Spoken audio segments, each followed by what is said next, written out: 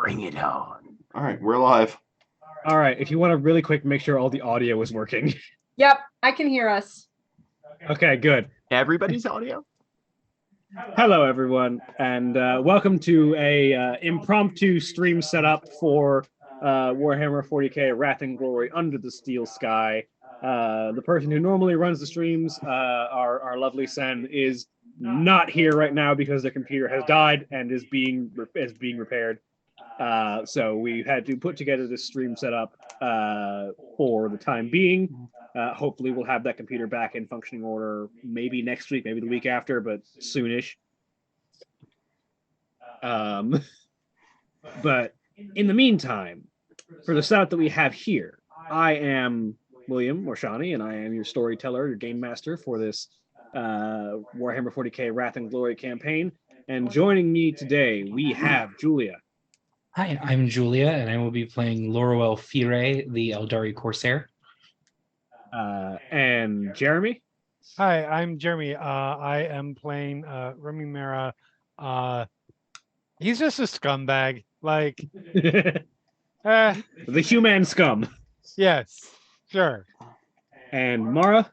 Hi, I'm Mara. I'm playing Tina as my microphone tips wildly to the side. There we go. An orc pilot. And Jack. Hey everybody, I'm Jack. I'm playing Aristarchus Dactyl. He's a member of the Adeptus Mechanicus, and he's a tech adept himself, and happy to stitch anybody up what has holes in him. And Holly. I am Holly. I'm playing. Who am I playing? Blair Hart, Ganger Scum. And joining us as a special guest for the next couple of sessions, we have Austin. Hi, I'm Austin, and I'm playing Garrison. I'm a Drukari, and that's all you need to know. So, when last we left off, our party had made their way after the encounter in the streets, made their way down to the Underhive, specifically to the hideout of the Hostile Hearts gang. While Tina made their own way back to the Underhive on top of a flaming truck. Best way. Good one. The rest of the group met up at this hideout and made ready to rest for a bit after having introduced each other to each other and identified who all is working together on this mission and getting a little bit of a feeler put out for looking for these cultists of potentially the ruinous powers that have been so brazen as to attack a hospital in broad daylight. And as the group, as we rejoin the group, they have been issued food in the form of corpse starch and bread and mushroom bread, whatever could be found in the Underhive to be viable. And we pick up basically right there as they've all been offered places to sleep and food for the evening. What is everyone doing other than getting some rest, if anything? Was it? I'm not sure if it was made clear. Are we all staying the night here? If you want to. I know the offer was put out there. Aristarchus is willing to, seems like this is a perfectly legitimate spot for him to bunk down for the evening.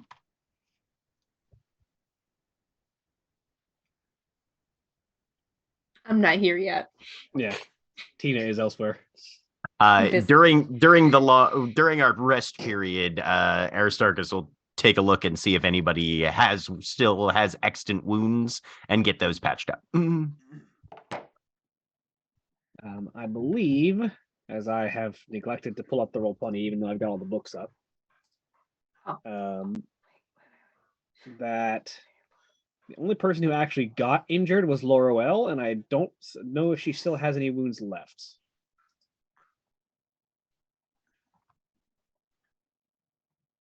Oh, yeah, that thing. Yeah, Yeah, I was gonna say. I think had to do that thing real Laurel quick. was partially wounded. Still, I was only able to pick up some of that during the period. I believe I couldn't remember. As a note, as I just have been reminded, everybody go ahead and roll for your objectives for the session. Oh yeah. Oh, yeah, that's a thing. Yeah. That's a thing that we forgot to We've do been last forgetting time. that. We've been forgetting that. Oh, also, trans rights are human rights, Black Lives Matter, etc., etc. Fuck Twitter. Seriously, Twitter is completely falling apart. Fuck that garbage fire right now. I miss pre-Muskrat Twitter. Remember that people are human beings, even if they look different than you. Yep. Oh. All right. So it's what? Just a D6? Yes, Yep. roll me a D6, everybody. My objective is to apply the cunning of the orc god Mork to a situation. Where do I find the objectives? I put them on your character sheet and your. They should be under tab. the personal tab. Personal. Yep. Mhm. Cool. It's like the first section. Mine is to examine an interesting piece of technology, determining a flaw or a potential improvement. I have to recount a lesson from the traditions of a craft world that applies to the current situation. We'll see how that works. Use These some are all gameplay. just fun role play things that your character might want to accomplish, and they'll give you an extra wrath for the session if you can pull them off in character. That's right. Yep. I mean, that thing we keep forgetting to use Yeah. constantly. Does your wrath count reset at the beginning of each Yes, session? Yes. Every session you gain 2 wrath, and then if you Okay. if you can fulfill your objective, you get a third one. Gotcha. Okay. Good to know. What are our 2 scums objectives? Oh, mine is to use Abstraction. gang slang, invented or otherwise. Yes. Explain how a common object has an alternative use, probably as a weapon. But it only says probably. Probably. I was gonna Doesn't say. have to necessarily be as a weapon. You That's can an MacGyver whatever the optional. fuck Yeah. you want, That's gonna be fun. which is delightful. But yeah, so did Lorwell still have any wounds left? But, you have you only had 4 wounds, so I believe you've been healed. Okay. Good to know. That said, I think they still have some shock, which will recover over this long rest. Right. I'll be What back in just a does- second. What does Saris want to do for the evening? Whose Yeah. player is not here? Yeah. I think at the moment Saris is making plans. I think they are taking notes down of everything they've learned throughout the day, and making preparations for what the next steps of the investigation are going to be. But I think their immediate next steps is gathering info about the surrounding area, the environment, the gangs that are here, what the undercity of this hive city is like, Okay. and what the environment is. Then yes, we will be staying here for the evening. We just got into a fight with a bunch of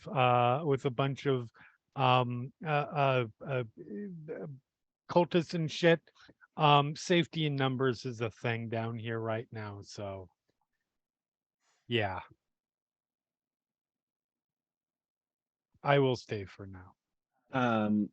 It's at a little bit later than that. After a little bit of scouting returns, and one of the girls talks to Sheila. That Sheila comes up to Blair, and says, "Hey, boss, there's an orc at a nearby bar looking for you. Apparently." Blair will look at Remy. I think your friend is back. Yeah, that definitely sounds like her.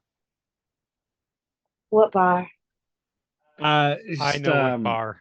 Yeah, Eagle's Wing, like down 3 blocks. You want to go get her, or do you want me to come? If you want to, you should. She come will with. eye Aristarchus as she says that. Aristarchus, interestingly, I'm assuming this hasn't been like a whispered conversation or anything. Not No. really. Not at least not from Sheila anyway. Has gone very rigid and is not looking at anything in particular. He's staring at a blank spot on the wall. She's more like she looks at Remy, turns, looks at Aristarchus, looks back at Remy. Should maybe only one of us go?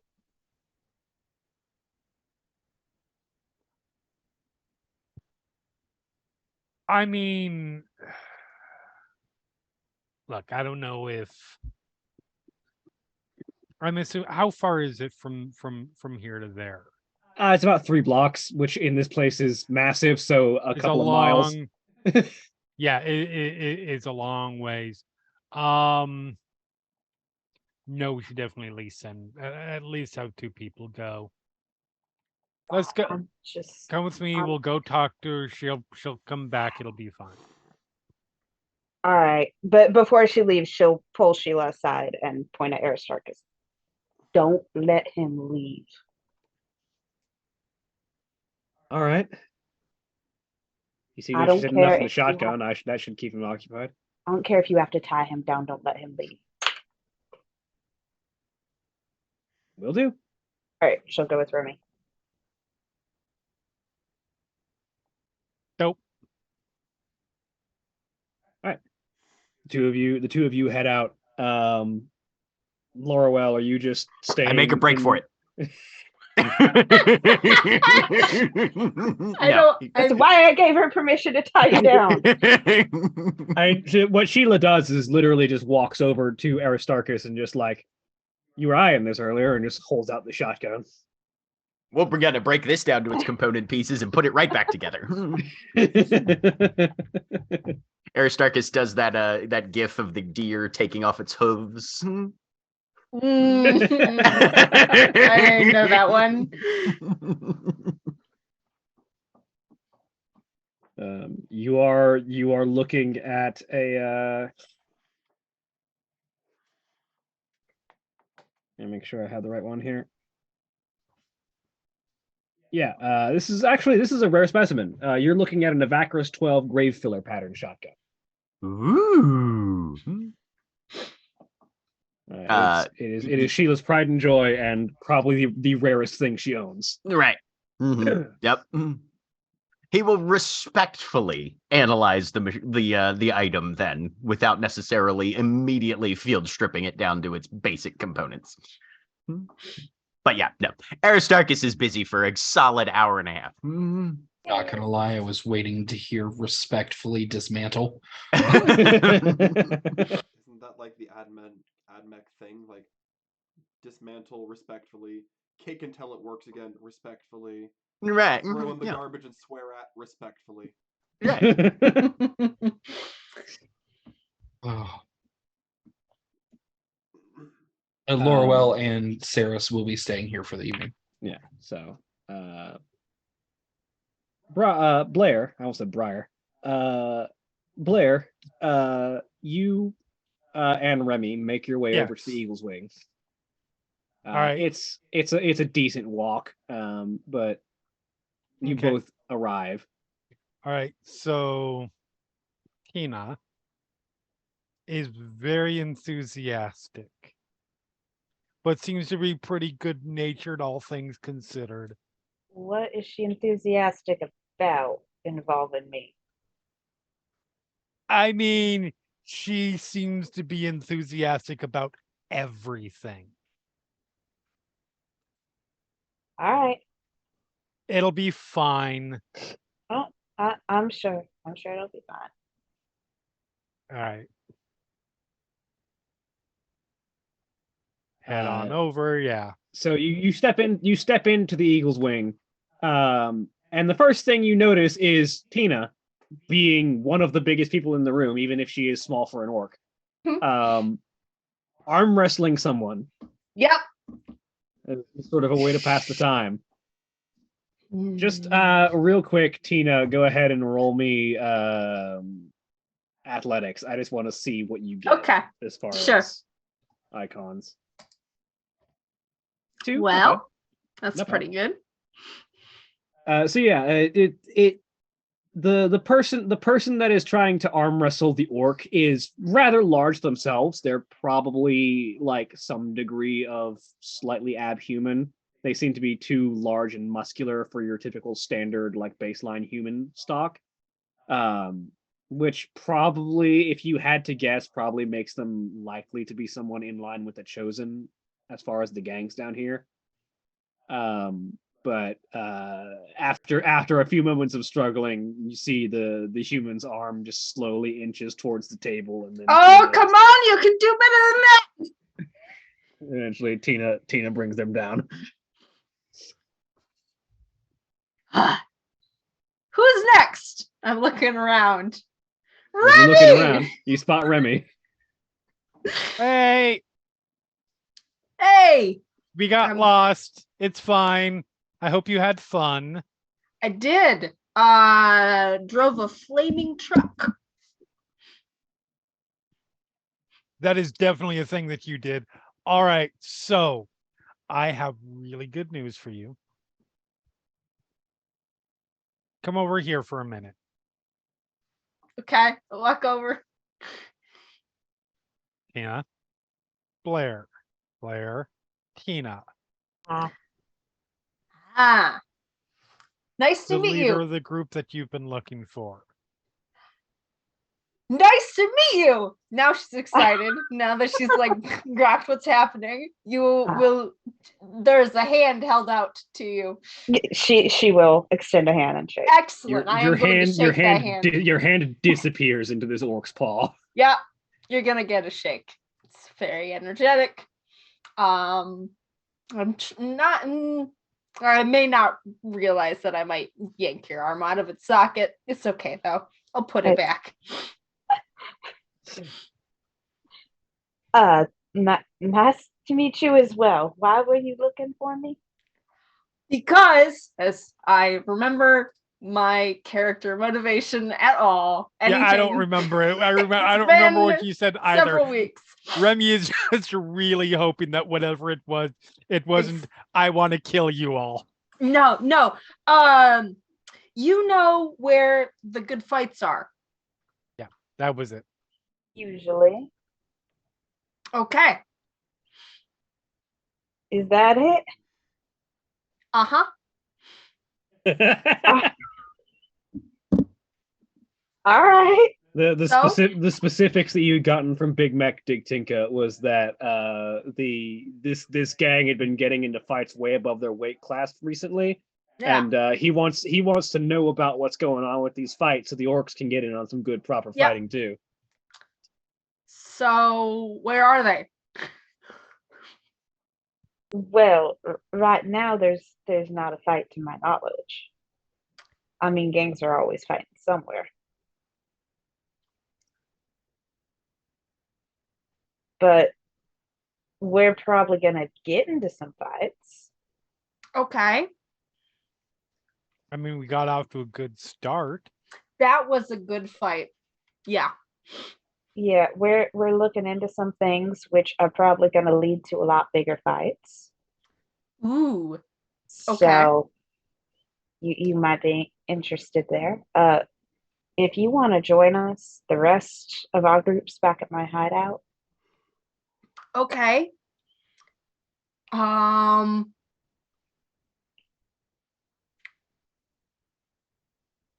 I dig around in my pockets for some teeth. I assume I have collected some more since the ones I gave absolutely. away. Excellent. I hold them out to you. This orc Am is I- handing you a handful of teeth. Am I Yep. familiar with this as Orcus Not a clue. courtesy? I lean in. Uh, That's money. No, they're Yeah. teeth. No, he's No. smart. That's money. That's money. You know, it's not gonna cost you anything. She'll push her hand back. Okay, sweet. Can you let me know when like a big one is brewing? I gotta let some people know then. I can try, but sometimes they can't be predicted. Yep. like a pipe leaking. Yeah. Okay, cool. I'm ready. Stands up, downs whatever I was drinking. It wasn't strong enough for you. Like No. human made alcohol is not strong enough for her. No. All right, Blair will lead her and Remy back to the hideout. Unless Remy has ditched us at this point. Absolutely not. Again, safety in numbers. There is literally nowhere safer on this planet, probably, than around you two. Thanks, Because I Remy. can hide and you can kill. Pat you on the shoulder. Meanwhile, Garrison, Yes. you've got someone new on your table today. Someone, Voluntarily or otherwise? otherwise at this Okay. point. Some poor fool managed to survive the fracas that happened in the upper centers of this hive city that you happen to be spending some time on. Excellent. A poor idiot who seems to have fallen in with the ruinous powers. And maybe even the one you don't talk about.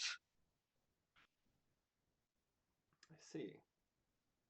And in the process of getting the delicious suffering that you can get out of this individual that sustains you as a pastime, just they happen to be in the wrong place and have the wrong allegiances. I don't know if pastime is what you call, like, basic drinking and eating. Yeah, That's overstating it. yeah. It's just existence. But as you were relishing the torture of this individual, there is some information that they tried to scream as any kind of potential way of getting you to stop, completely misunderstanding that you're not doing this for information. This is just food. But there was some interesting information that came out of this. As you learn that part of why they were there was to deal with some up and coming people who had been identified as looking into them and who had captured one of their own. Which means there's a group of people out there who are specifically hunting down more like this one. And the important thing that you heard, the thing that made them stand out, was apparently there was an orc there. Now that's interesting. And one of your foolish craft world cousins. Now that's unusual. I suppose I could let up for a second. Coherency might be important. Could you tell me what this one was wearing?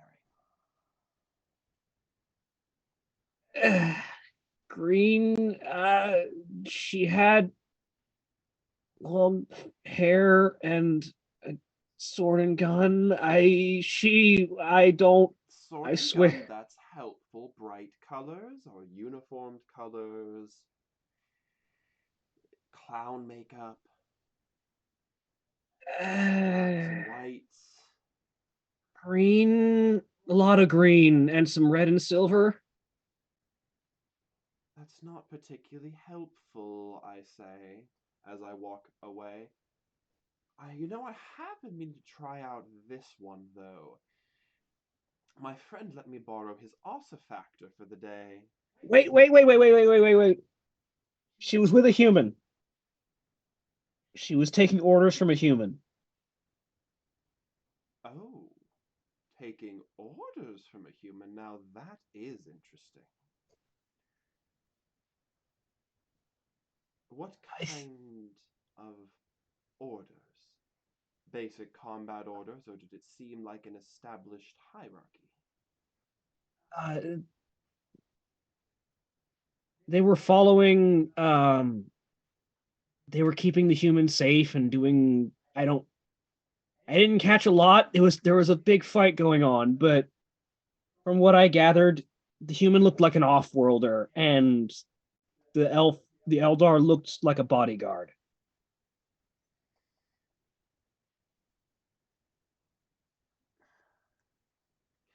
If someone's hired the services of the Unrathi, he is both extremely wealthy and incredibly stupid. An excellent combination in my line of work. Any other valuable information?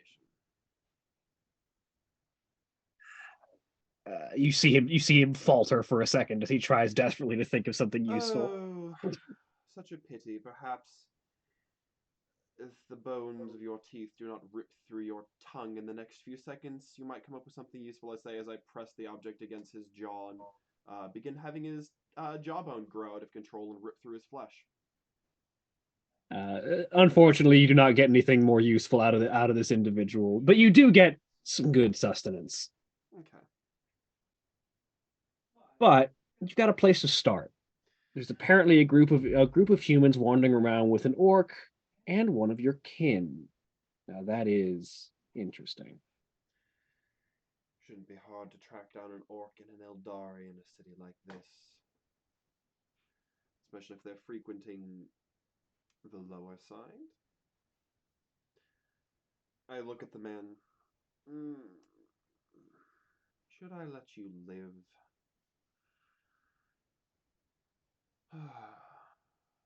On the one hand, it might be merciful to just kill you.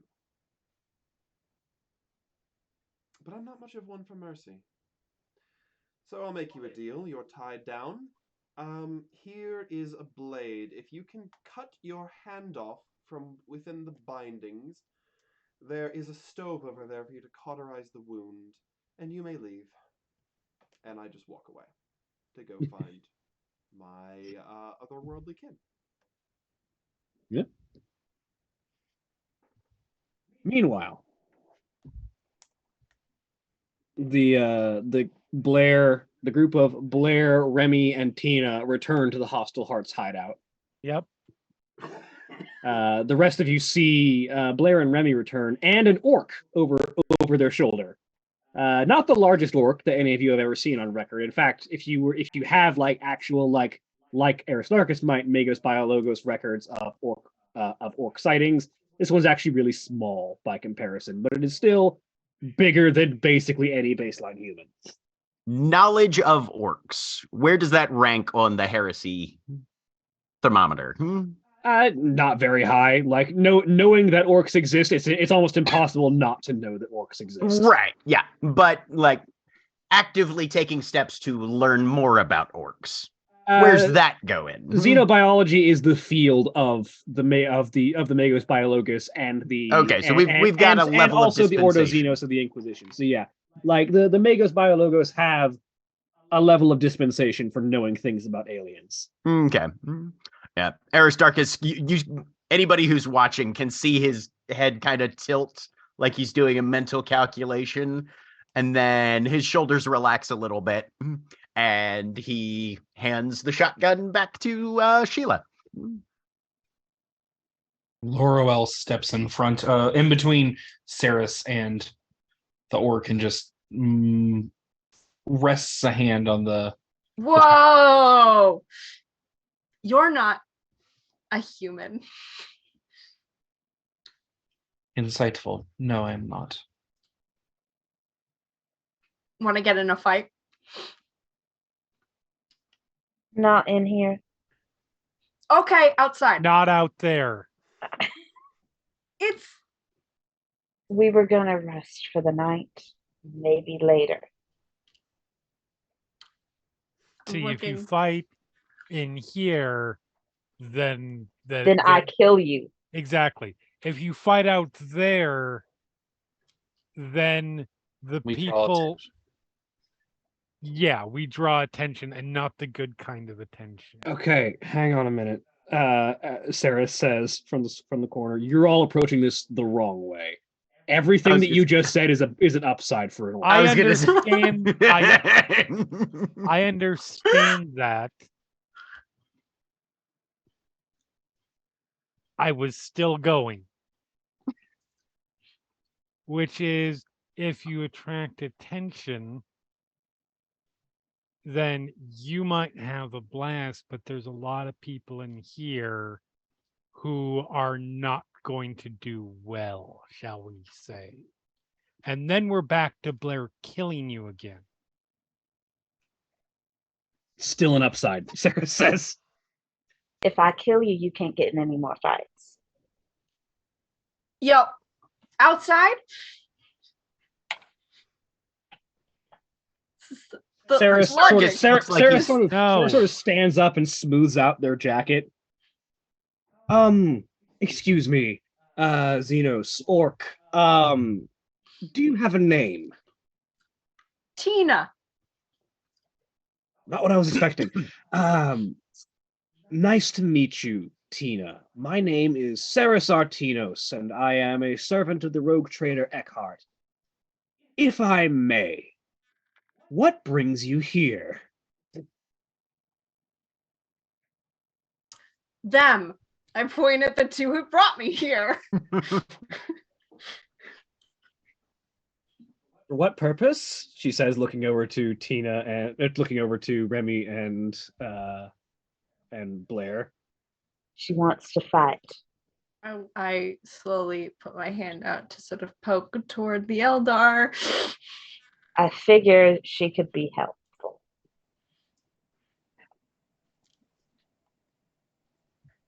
Tell you what.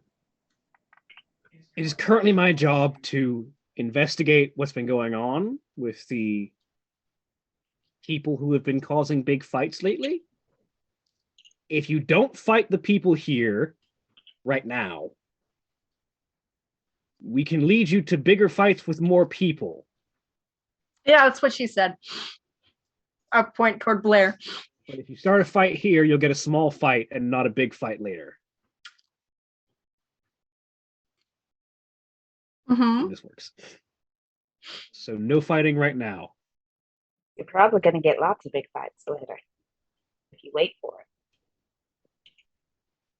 I think what they're trying to say, Tina, is that if you don't fight the elf right now, the elf can lead us to really fucking big fights later.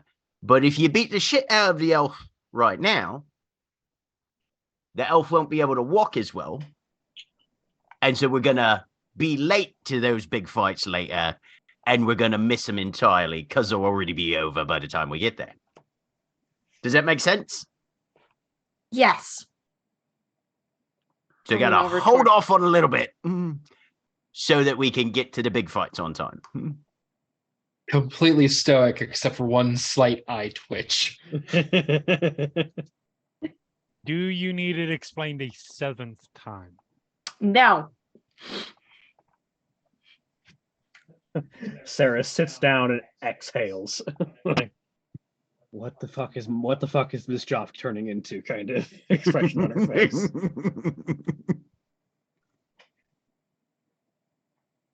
Can Aristarchus make just like a basic scholar roll to sort of set a baseline for what this man knows about orcs? What does Aristarchus know about orcs? Yeah. Yeah, go ahead. Roll me a scholar test.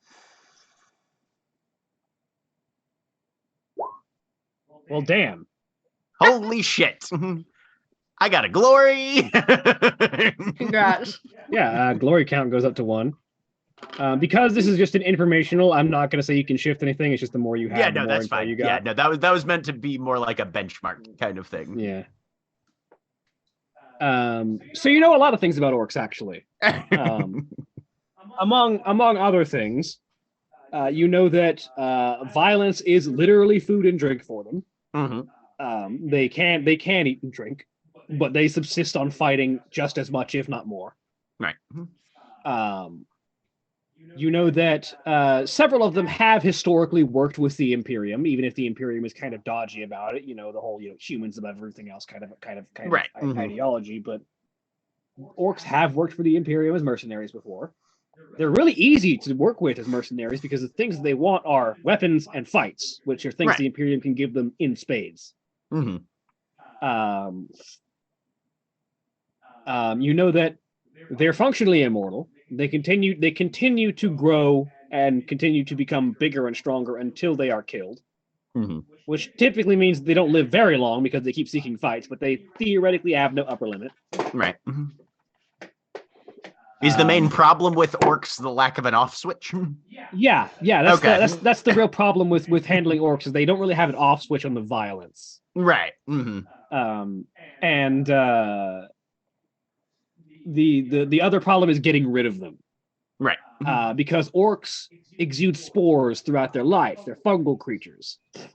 And those spores can survive basically anywhere, which is why you often will see very small orc hives at the bottom of hive cities.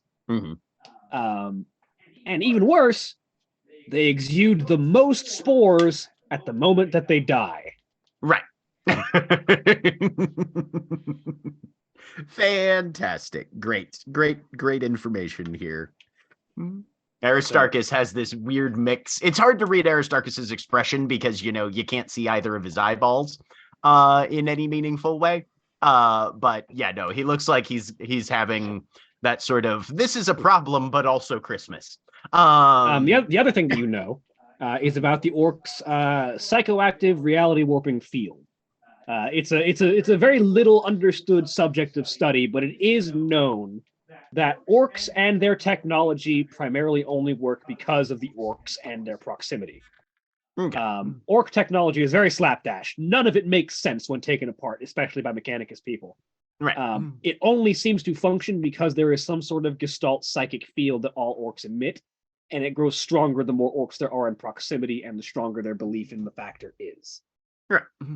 People have taken apart orc shooters, right, their guns, and found them to be a couple of boxes, a muffler, and a trigger. Right. There's no firing mechanism in here. Right. The bullets are effectively slabs of metal. If you get enough orcs together and hand them a pile of bricks and tell them they're guns, the bricks will shoot bullets. Yeah. That we don't know where they came from. Or why. Right. Okay. Cool. Good to know. The reality warping aspects of the orc gestalt field becomes more powerful the more orcs there are in proximity. Okay.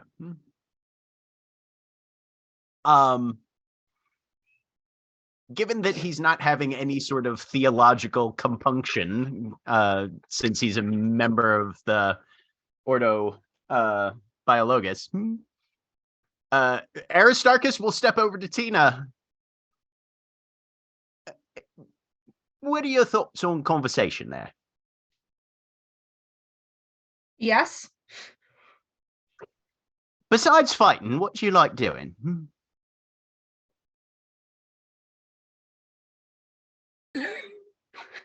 Tina What? stops. Do you really think there was going to be an answer to that? Why are you asking? Well, it occurs to me, I think, that if there are other things that you are good at, that you enjoy doing, and you're going to be following along, and we come into a problem that has to do with some of the things that you enjoy doing besides fighting, which we already sort of know is a given, we can sort of point you in that direction. You like... Fast. Now there's it. All right. We talking fast on the ground, like...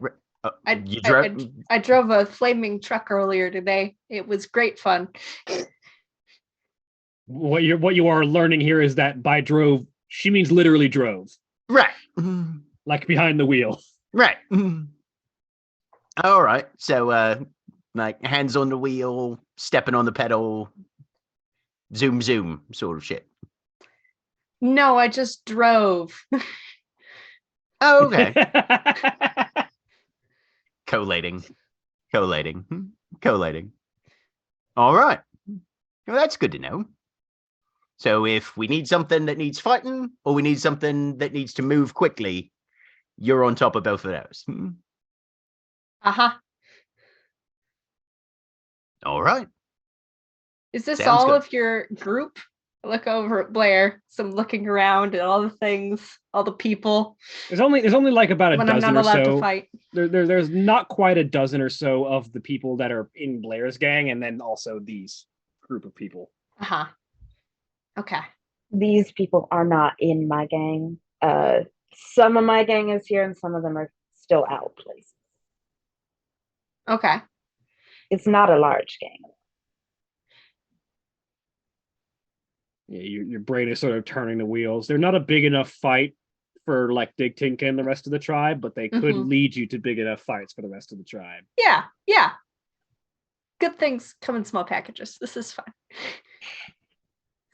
This will grow. Good.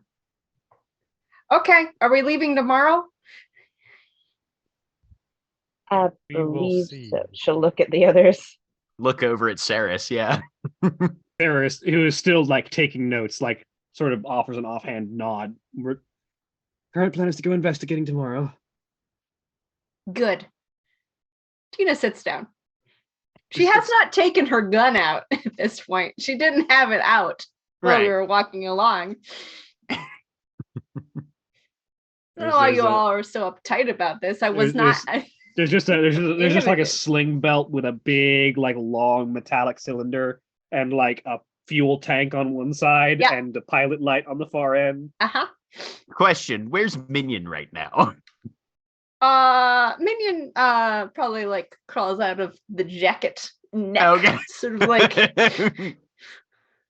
a, All a right. smaller orcoid creature sort of crawls out of Tina's jacket and climbs up on her head.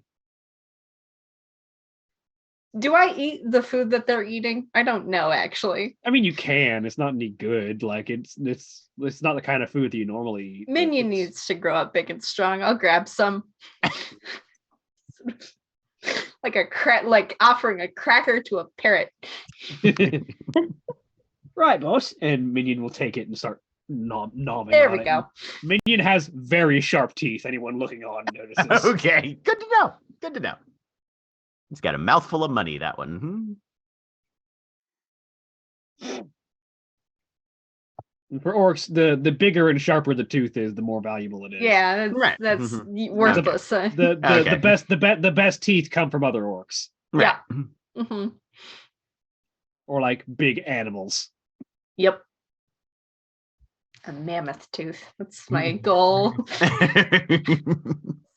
Aristarchus is just going to find a corner and effectively power down for the night. All right, so all of you achieve a respite. Yay.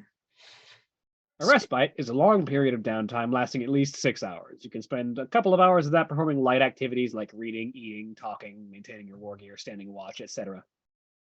If a strenuous activity that lasts for an hour or more interrupts the respite must begin again. But if it goes uninterrupted, your shock and wounds are reduced to 0 and your wrath points reset to 2. Resetting wrath this way could increase or decrease your current wrath, and you cannot gain the benefits of respite if you are dying. You have to not be dying to take a respite. Makes sense. That's fair. So you all get a long rest in.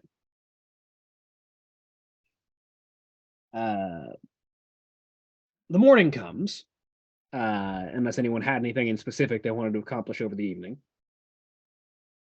Yep. And as all of you come to wakefulness,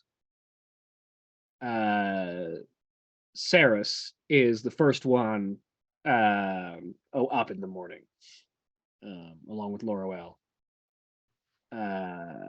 who proceeds to wake everyone else up and says, all right, now that everyone is all rested up and ready to go, I believe it's time for us to begin investigating.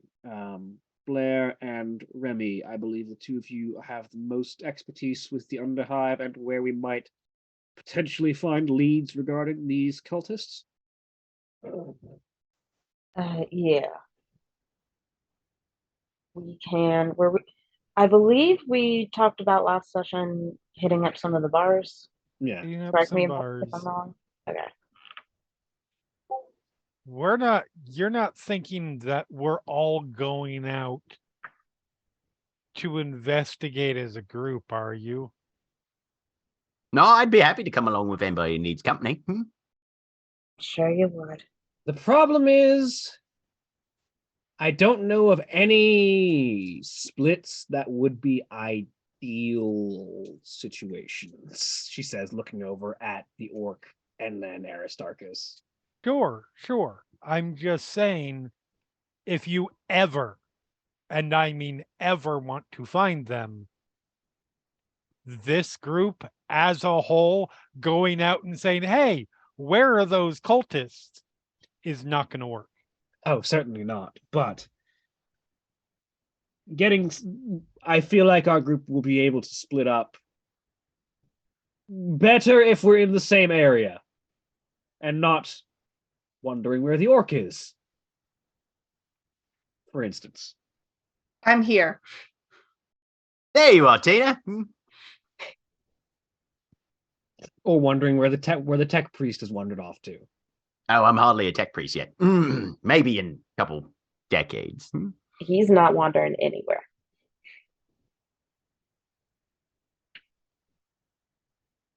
Aristarchus leans over to Tina. It's almost like she thinks I'm important.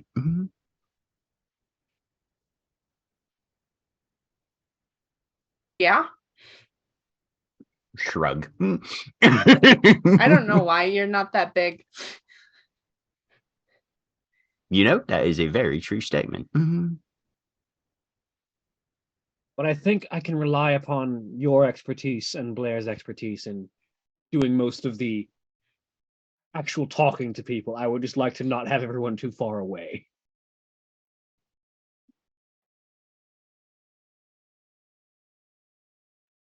Sure, let's go through the motions of this and have it not work until we actually do this effectively. Sounds like fun. Why don't we try by hitting up a couple of bars and see how things go? And then we can go from there. Absolutely. I'm just saying, if there is an orc, a Eldari, a tech priest, and a fucking Imperium Inquisitor standing outside as we do so, Rogue trader. we are never going to get answers ever again about cultists. I would not let this entire group stand outside while you and I are inside. That's what I'm saying. I mean, could it be like if there's a nice cafe somewhere nearby the bar, but like only a few buildings down, we could sit there and then you could carry on with your skullduggery or what have you, and then come back. The most obvious, we're waiting outside while our regular people go investigate ever, that'll go great. We could make a distraction. They have eyes. We could make a distraction. If you guys want to go cause havoc, like several blocks away, I know you do. That's at least that's at least better. Like, I understand that we're hunting cultists and that you probably have certain opinions of the servants of chaos, but they do have brains, they do have eyes, and they are able to see A and B and what that leads to. So, and they know this area a lot better than you guys do. What is your suggestion then? Distance. Just, I don't. Honestly, my idea, which is not necessarily. Look, I'm working on this idea on the fly because 16 hours ago, I didn't think I was going to be doing this. And this is not an easy thing. Like, initial thought was we use Briar, we use some of you, or Larry, we use some of your people to go asking around first while we all stay here. Well, I just spoke to them last night about doing that. Yes. All right. So we get some results from that. We get a better place to look, like a targeted place to look. And then maybe we can go from there as a group.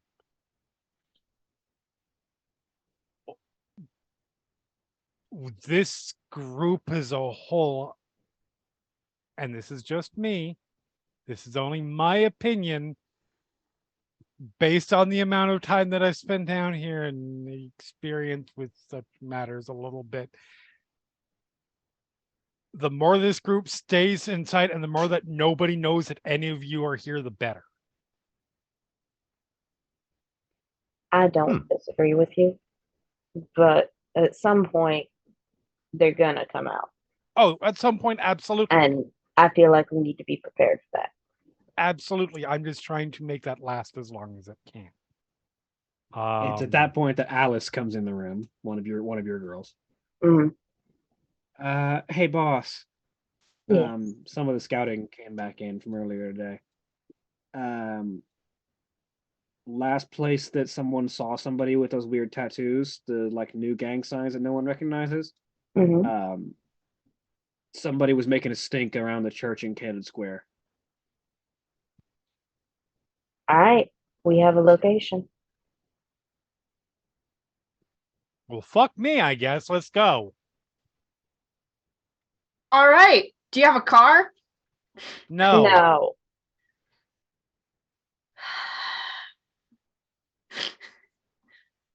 Well, Should we where steal can the we? car? Yeah. asks. Do I know a good place to No, go get a no, car? no. Just- No. How far away is this church? Does Aristarchus know, or is this way outside his? Cannon Square is like the closest thing this hive city has to a tourist trap. Okay. It is the memorial site of. Roll me scholar. I just want to see how much you know about this hive city's history. Okay, dokie. Even more than I know about orcs. So, Cannon Square is the site of is the memorial site of the founding of this planet. Essentially, thousands of years ago, when this planet was not part of the Imperium, there was a war to bring it into the Imperium's fold. And Cannon Square is the memorial site of the last battle. War against who? The original people who lived on this planet, whose records have been largely scrubbed. Okay. There's it is generally understood that this planet was it was considered to be a feudal world and a savage world, a planet that had like no real like major organization, but had people who lived here and very much wanted to call it their planet and not the Imperium's planet, and the Imperium disagreed with that statement. Right. And the war that was fought was the war that was fought was quick and bloody, but the cannon square was established as a memorial to the end of the war. A couple of decommissioned basilisk cannons are stationed in the center of it, hence the name. And it was sort of the initial site where the imperial mission and the faith of the god emperor began to spread out to bring the people of the planet into the fold as the hive cities were built up over the span of a few centuries. Okay. So that would be a kind of basic church of the god emperor then, most likely. Right. One of the first churches to the god emperor built on the planet. Okay. All right. But it's not like an Omnissiah centric edifice or anything. Okay. Cool.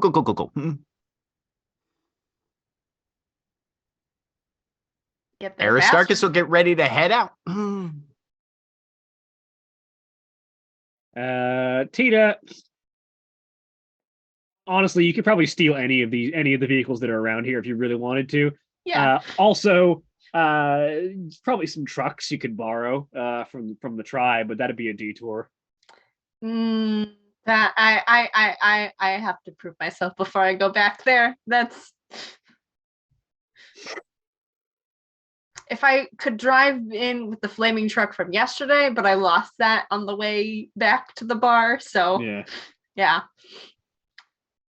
Okay. I guess we'll walk. I'm just saying, if we need wheels, there are wheels all around. There are. So you guys make your way to Cannon Square. Garrison, I just want you to roll me an let's say an awareness test.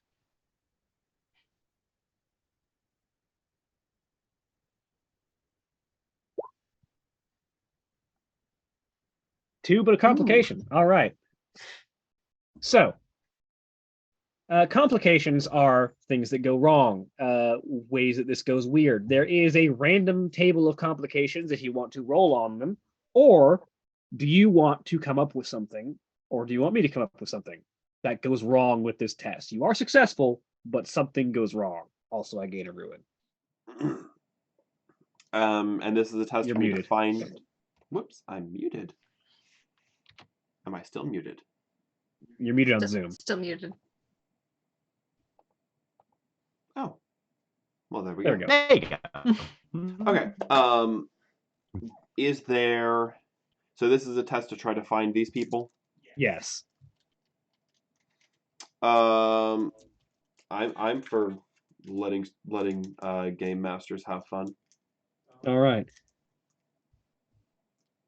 So, you know what? I like the idea of testing out the random consequences table. Let's roll a d6. If you would like to give me a d6 roll, Austin. Roll.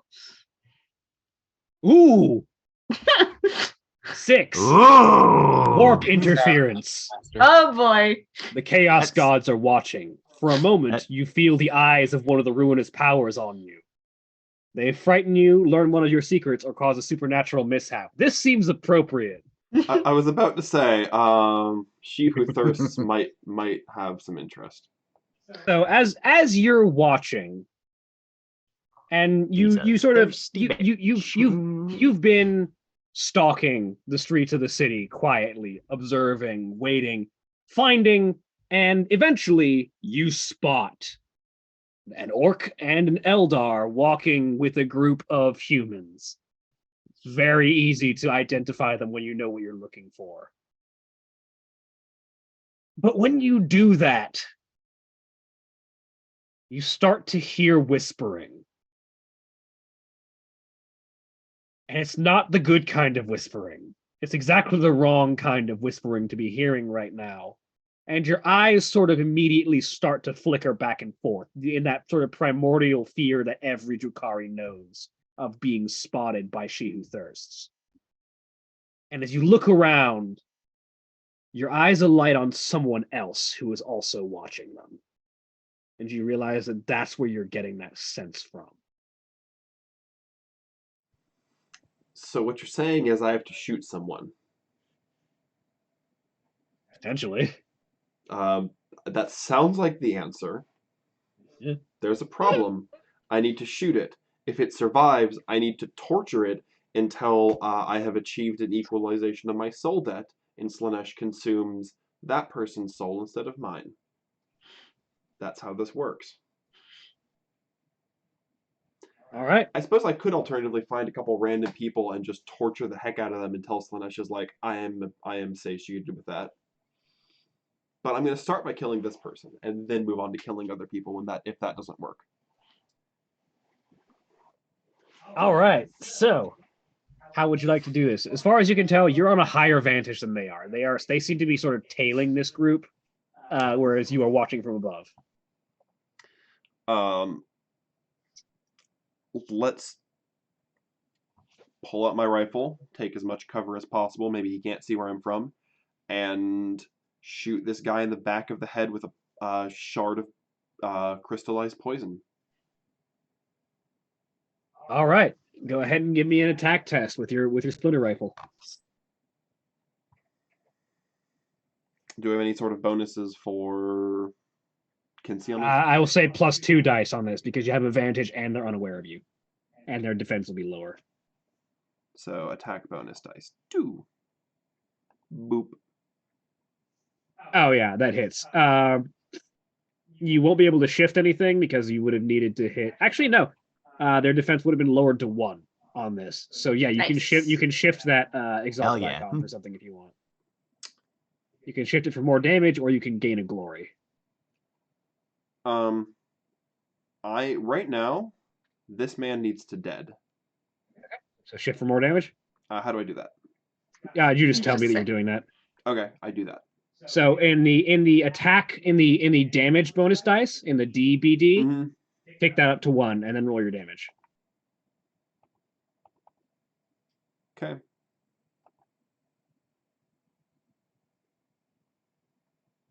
So That that's went poorly. 6. That's 6 wounds.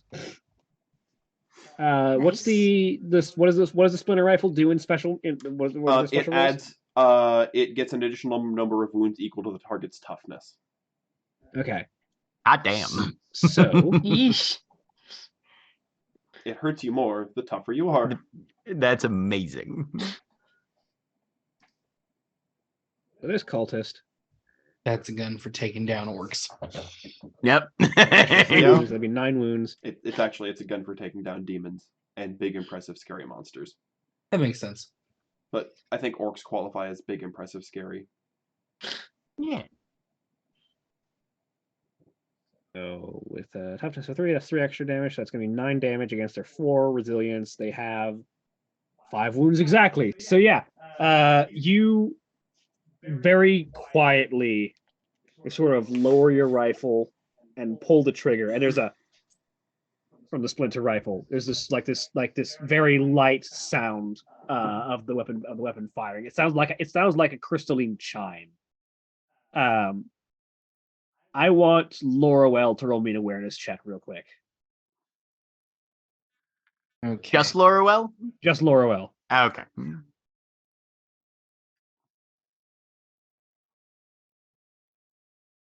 Ooh. You don't hear it. But what everyone hears is the scream of absolute agony and pain from behind you. I turn around and look at that. Gun is out. Oh, sounds like somebody needed medical attention. Shall we go have a look? As you whip around, No. falling out of an alley behind you is an individual. They look like a ganger. They are writhing and spasming in raw torment as their muscles seem to be locking up, and you can see like purple, like their veins are like pulsing out purple instead of whatever the normal coloration would be, typically bluish. Ooh, I'm right on top of that. Does this trigger my no, power you're from not. pain? Oh, yes, it does. Excellent. Do I recognize that style of wound? Go ahead and roll me Scholar. It's not going to be hard. Would also like to try and stop Aristarchus from rushing toward. Yeah, Blair would also. I would like dice on this after Julia rolls for. Ooh.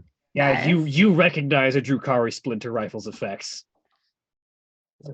Okay, we'll immediately start scanning our surroundings and push Saris behind me into the group. And then with that, I would like Aristarchus to roll me. What am I going to have this be? Aristarchus, roll me. Actually, you know what? Everyone roll me athletics. I just want to see how this goes. Wait, why do I have 0 There we go. dice? If you have no athletic skill and just 1 die of strength, you only have the 1 die. But it didn't even roll the 1. Oh, the wrath die is the 1 die. Gotcha. One of your dice is always a wrath die, even if it's only the 1 die that's there. Yep. It's 1, 2 complications, 1 glory.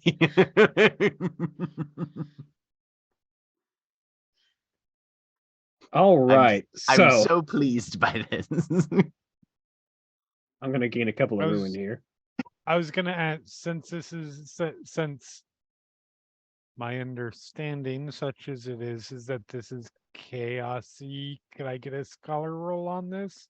Yes, absolutely. Go ahead and give me a Scholar roll. 2. So it's sort of chaos adjacent. Right, But right. this, Yes, but this kind of poison that you're seeing in this person's body speaks of an ancient enemy isn't the right word, neither is ally. Sort of predator-prey relationship is more accurate, of the old cults that you have experienced walking around.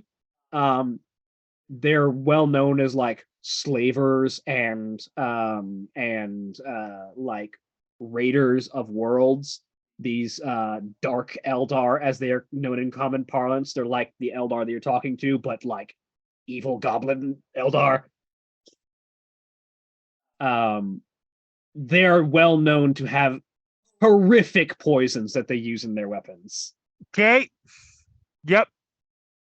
Could Aristarchus get a scholar roll as a Biologus member? Yeah, it'll be harder because Dark Okay, Eldar yeah, are no. significantly rare specimens. Right, for sure.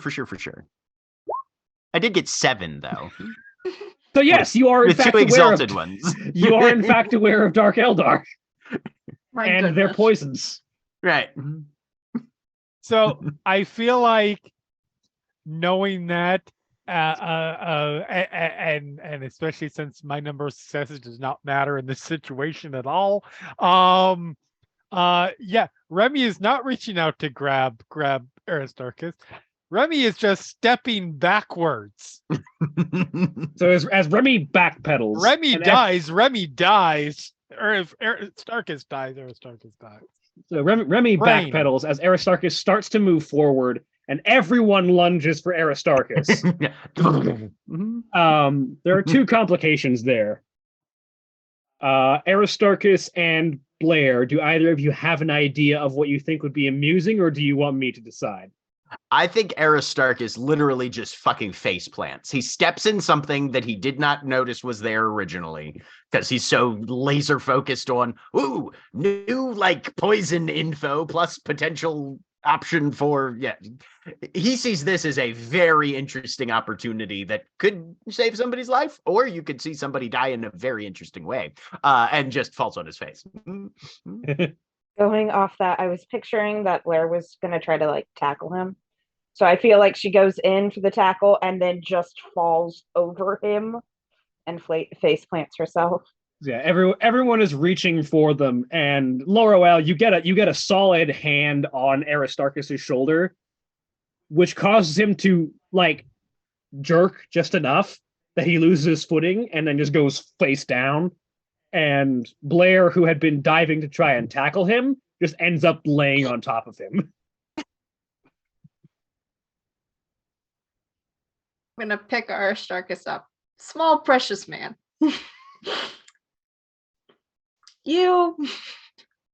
Why are you running toward the thing that is killing someone?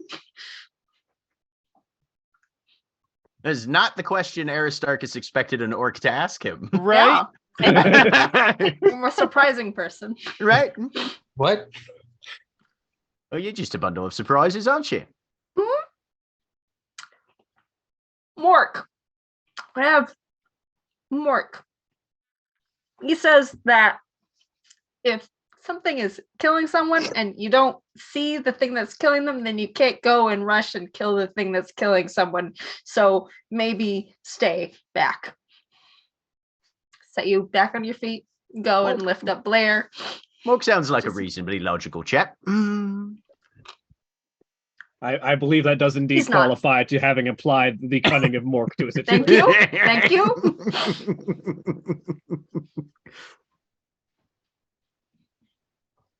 We need to be on the lookout now. That was Drakari weaponry. It What's seems that mean? seems one of my ill-begotten kin have entered the area. I'm guessing Ooh. that's bad. They literally just fell out of an alley. You don't think they're in there? No. As you guys are saying this, the person on the ground is like frothing at the mouth and their eyes are rolling back. I pull out the flamethrower. I was told not to go look, so I'm just looking around to see if I can spot who shot or injured this person. Garrison, go ahead and roll me a stealth check real quick. Can I re-roll my failures on that one? You want to spend one of your wrath, yeah. Yeah. Hell yes. Well, damn. Go ahead, Garrison. Wow. Hide from me. Come on. Sheesh. I will also roll awareness, although my level is not that. Yeah, I'm going to Yeah, do I'm the gonna- same. But I still got 7.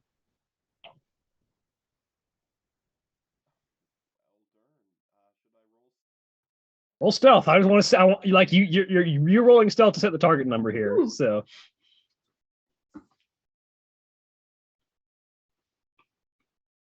There we go. so anyone who did not get 4 successes or more, your Yep. DN was set to be 4. Everyone who has way more than that can shift how they like. I just want Aristarchus to be like, That's them. I grab a hand as it's starting to go up and yank it down. So yeah, Aristarchus immediately, like the bionic eye just sort of like switches a couple of different vision types and just sort of scoops around, and Right. you immediately pick up the outline of a tall, slender figure in spiky armor, a couple floors up on a balcony. Right. I will Hey, just look, call out where, oh yeah. where Mhm. dimension wise. Right. Like you don't let them know that you know where the never mind. Is that a However, it has tactical- become quite obvious, Garrison, is that now. your position has been spotted. Did we add those 2 glory that Tina and I rolled to the tracker? You only get a glory if you succeeded. Yeah. Gotcha. How far of a drop is it? It's a reasonable drop. You might be in danger if you just like literally fling yourself off, but you could probably just climb down pretty easy. I want a dramatic entrance. Okay. Roll me a what I want to call this. Is it athletics and then intimidate for the effectiveness of the? Just roll me intimidate. Like you're not going to have a problem getting down. I just want to see how well you pull off the intimidation. Okay. Hold on. I do special things with intimidation. Ooh, fun. I need to add my rank to it. I think it's only for interaction attacks. Oh, it is with only the- for with the interaction Cabal. attacks. That's right. My intimidation otherwise is fairly mediocre. Yeah.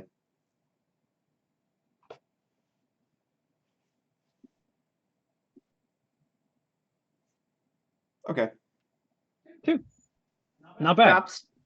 So the figure that several of you have spotted, just like pushes off of the handrail that they're standing behind and leaps across a building gap to another one and just drops in like a 3-point landing in the middle of the street and just slowly stands in front of you, their armor covered in spikes. What do they see when they see Garrison up close? So you know how there's form over function? Mhm. There's a whole lot of form, and it's maximum edgelord. Excellent. When Games Correct. Workshop made the original Drakari, they channeled their inner middle school edgelord and put blades on everything. Excellent. He's also carrying a rifle that is has a weird crystalline pod in the back of it. All of his armor is tinted green or like a deep sickly green or teal color that it shifts at various points. And as he stands up, the helmet pulls back at the face to reveal an incredibly pale skin and a very gaunt, elegant, graceful face that looks youthful in terms of like, the skin is in perfect condition and healthy and vigor, but disturbed. Connie, am I aware of any such individuals in any of the current cults? Roll me a real quick scholar. Okay.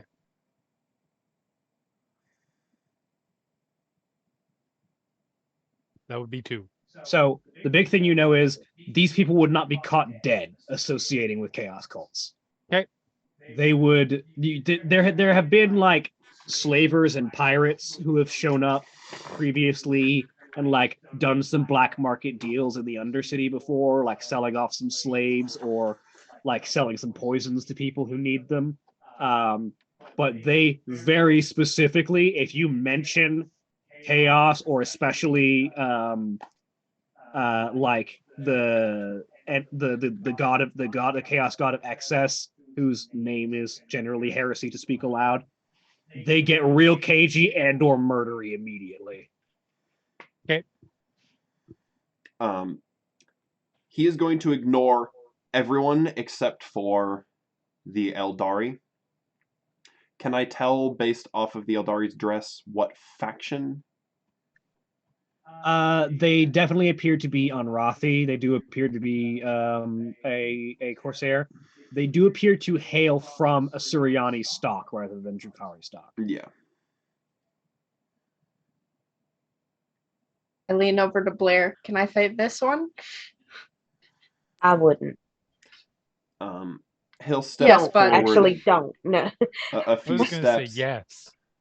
Laura will and do the same. look at the Eldari. Anrathi. That would explain some things.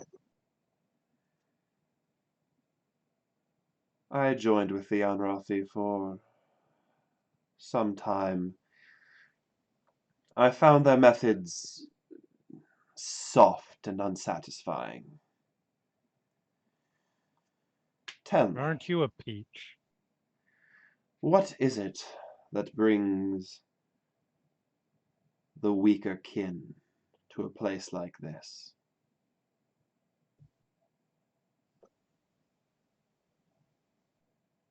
So she has her las blaster in her left hand, but her right hand will just sort of go out and arc, and her fingers will ball into a fist, and she'll just start twisting her fingers and making, like, not losing eye contact with you whatsoever. A sense of duty. My patron has informed me that I am best suited here. Patron, I heard you're answering to these things, he'll say dismissively, waving at the humans. Aristarchus is just standing there with his data slate out, recording this whole thing. Can we understand any of this? Is this in a language we speak, or This is in probably either Eldari or Low Gothic. okay? Yeah. So I don't know which of the two you would prefer, either if Laurel wants this conversation to be overheard or not. How would Garrison have? What language would you have initiated this in? Garrison wants other people to understand what he's saying, so Low Gothic. Low though. Gothic. Okay.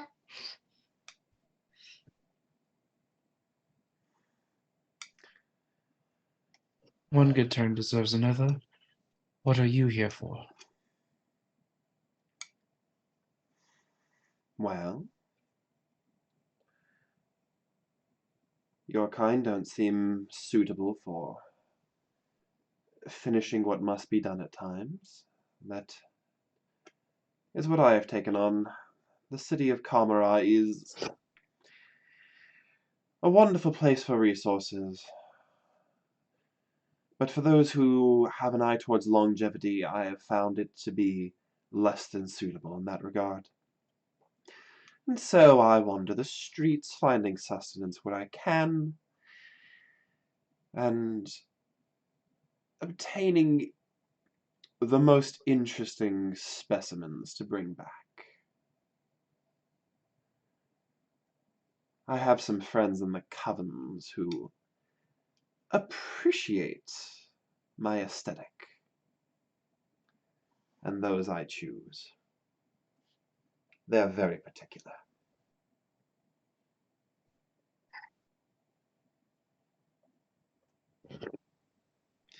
Whatever you just said, Mara, did not come through the mic. Oh, she's not saying anything out loud. She's just thinking, and it requires lip movement. The mouth moves even when she's just thinking internally. Yes. I correct. look down at the body. Is he still writhing? Oh no, he's died. He's dead by now. Such a pity.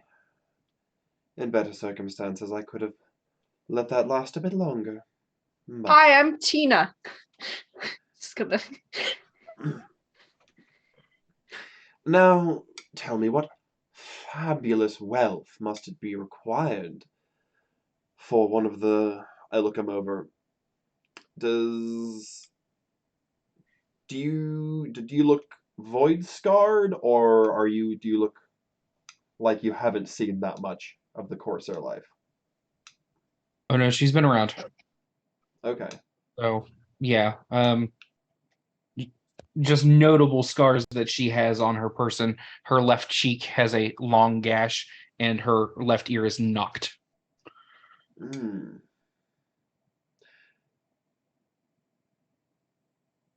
You've seen quite a bit traveling the void. What interest do you take in the cattle?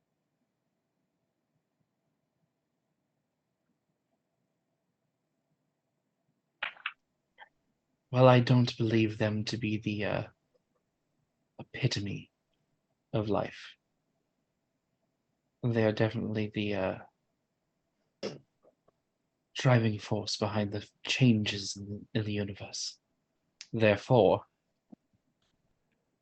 I'm trying to get ahead of the visions before they do. Ah, ahead of the visions. Humans are some sort of driving force. My goodness, that's the reason I left the Inari. I thought the Unrathi would be better. Turns out, I think it's an Ashuriani thing. But still, you think that there's something important with the humans here? I think that my current duties are important. And since they are aligned with them, yes. I step over to the dead man. You said that I identified him as a cultist? Yes.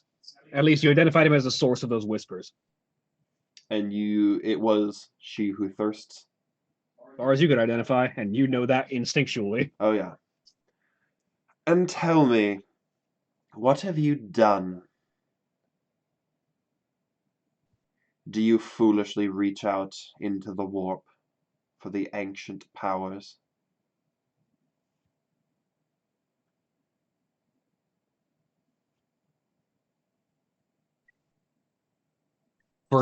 For Julia's clarification, because Laurel would know this, I am small brain when it comes to this system. He's referring to psychic powers. Ah, He's asking if you're a psyker, if you actively use your psychic powers.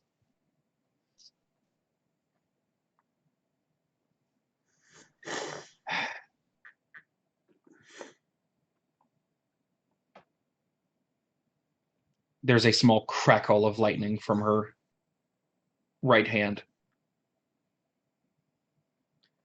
And that is how you draw the attention of she who thirsts, he says, kicking the head violently, causing the neck to crack. And then flipping the body over.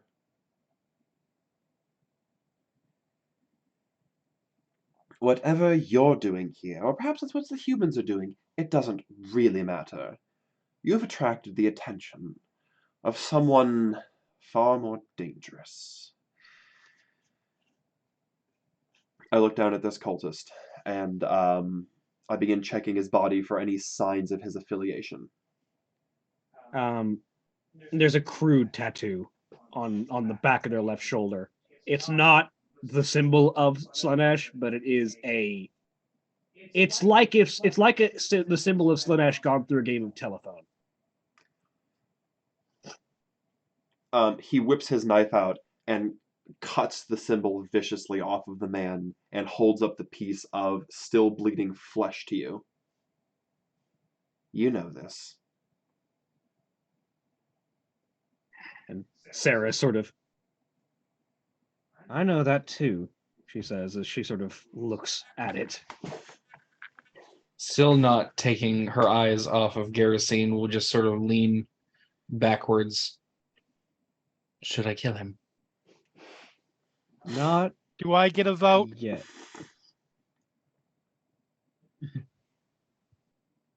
She'll look at Remy. I vote yes. And Sarah says, not yet. Normally, I would expect this kind of Eldari, Drukari, to have struck from the shadows and disappeared. Why are you here talking to us? Can you ask them to lead us to a bigger fight? It sounds like they know where they are. Not the time. Oh, This is the only bit of this I got. little fungus, I assure you, I could lead you to fights. Fights Okay, that would good. exhilarate the blood in your body until it boils over and your flesh burns. Great. Would you like to accompany back to Comera? I'm sure you could find many wonderful fights in No. the arena there. Where's Laura, well, you that? know the answer to that is no. No. Wait, why? Where's that? No, just no. Bad Ah, idea. You don't know where it is, Laurel, but you do know that Kamara is the Drukari home city. And by home city, I mean literally 90% of the Drukari population lives in one place in the Webway. All And right. if nothing else, context clues of what was said around it is a pretty good indication of no. Gina thinks this sounds like a great place. I can assure you, even yourself, you would not like the unfavorable and insane goings on of my kin. The Drukari are one of the few people who can figure out how to torture an orc. She will say the last word of that sentence with venom. Oh, please. They were all of our practices. You simply shied away from them out of fear. You can't tell me you wouldn't be practicing today. Out of safety. Wait, okay, so I'm getting mixed messages here. Are we killing them or are we going to work with them? Regardless, there I think appears those are to the two be a options. point of interest. An orc and an Eldari, accompanied by a group of chattel, being followed by a acolyte of She Who Thirsts. I must admit, I am They're dead. intrigued. Oh, hell no. Aren't you a charmer? Well, they're dead. I will grant you assurance. While many people will claim some form of morality to justify the horrible things that they do to each other, I have no need for that. If I'm going to do something horrible to you, I will let you know up front. And then you will die. No. This moment is not that time. Well, that's your opinion. Look around at the rest Can of our we group. have a moment? Yeah, as much as I appreciate honesty, I think the rest of us need to have a little chat about this. With Without you not here. if you could just. Oh wait, hang on. I rummage around my pockets and I pull out some cotton just for stuffing in your ears. Nope. No. Nope. What? Why don't you go over there? Oh, Go kill can you, somebody else. read lips? Oh man. Go watch something die nice and slowly. Do we want to keep an eye on them? Nope. I'm good. I mean, they're not really that good at hiding.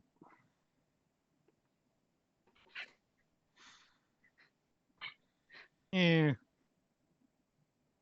So, Garrison, what's your what's how do you handle this request just for gonna- privacy? He's just going to step up to the wall and lean up against it like an edgelord. All right, so let's go about a block away. So, while you all step away to have a conversation about the edgelord that just appeared in your midst, Uh-huh. that's where we're gonna take a quick break. I mean, appeared? He was standing in broad open daylight on a balcony. There is no Any idiot daylight in would the have seen Undercity. I mean, even you and I having noticed it, him. I think we can still tell that he was probably fairly stealthy, just less stealthy than our Look. perception. Aristarchus operates on a different level of observance.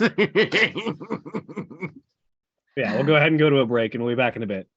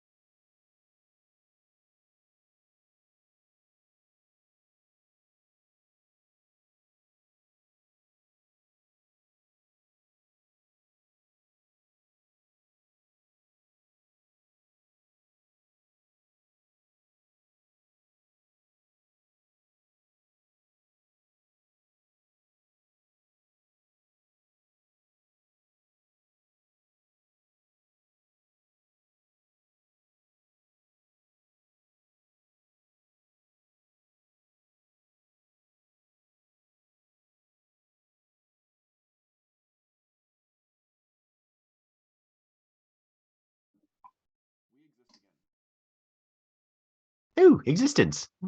Hello, everybody, and welcome back. So, the group of you had separated and stepped away from the Drukari to have a conversation. So he's pick up very there. spiky. Yeah. He seems kind of scary.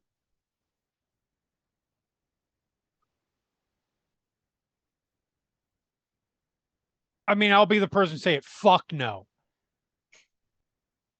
There it goes. Now it's in focus. Fuck no what? Not just no. Fuck no.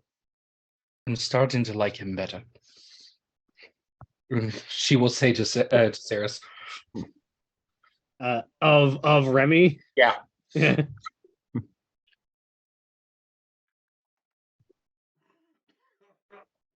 I liked him. Uh-huh. Yeah. Kind of arrogant, Kind of but makes sense. Well, I mean, Arrogance, sounds like it's- arrogance, a very, I would say, accurate description.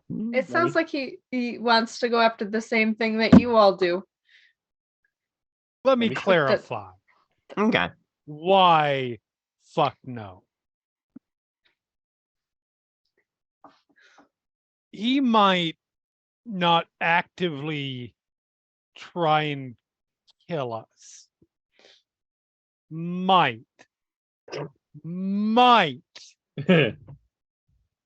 Because while the logic is sound, anybody who's trusting a single thing is an idiot.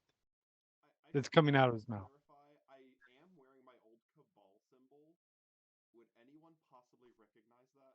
Almost certainly not. Okay, I wasn't sure if the Ashuriani or the Anrakian group might recognize what that Cabal is. You know what?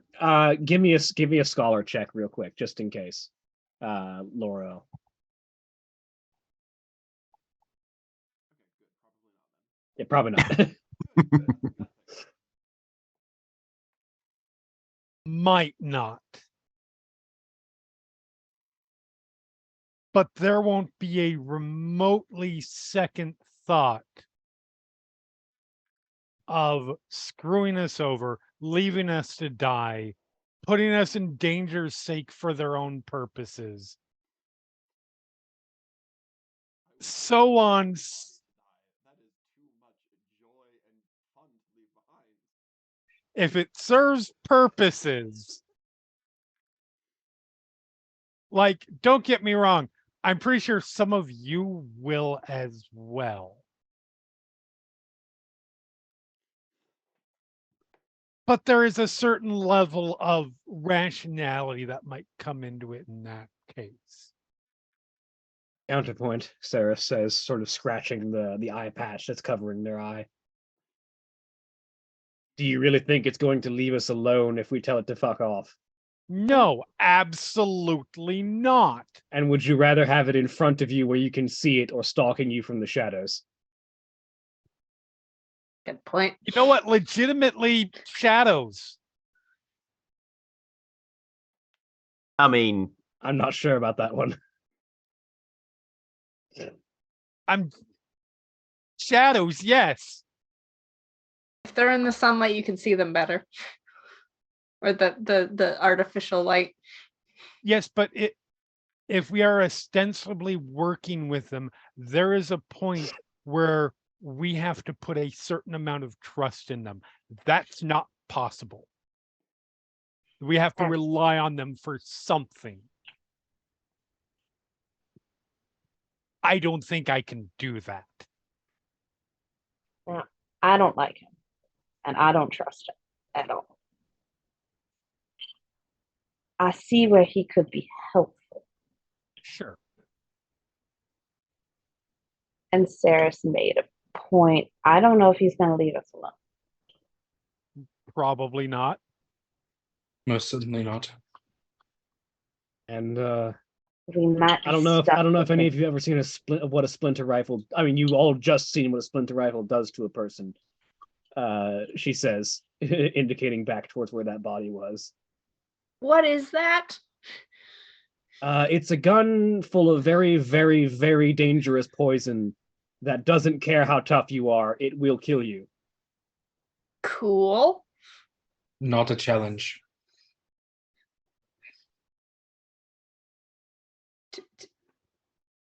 Really? Do you know a way to like stop that? No, that's the thing. Like, Cool. I don't know a Medicaid that can save you. Probably Jukari- not.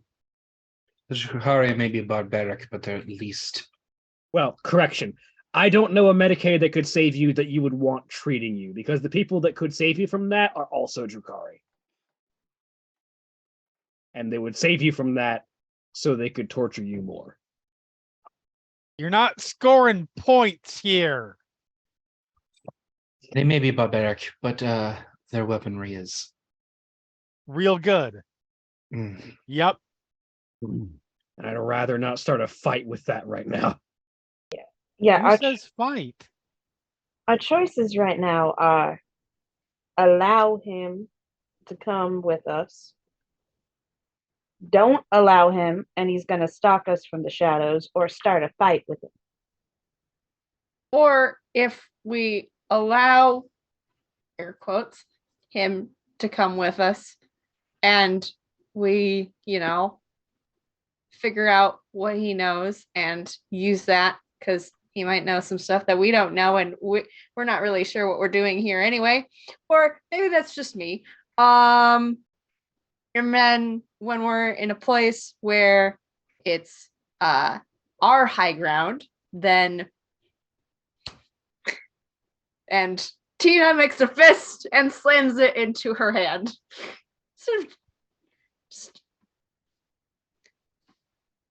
I can't believe The I'm more agreeing. that- I can't believe I'm agreeing with an orc, but I do like the idea of keeping them in front of us until we have the opportunity to dispose of them without worrying about our backs.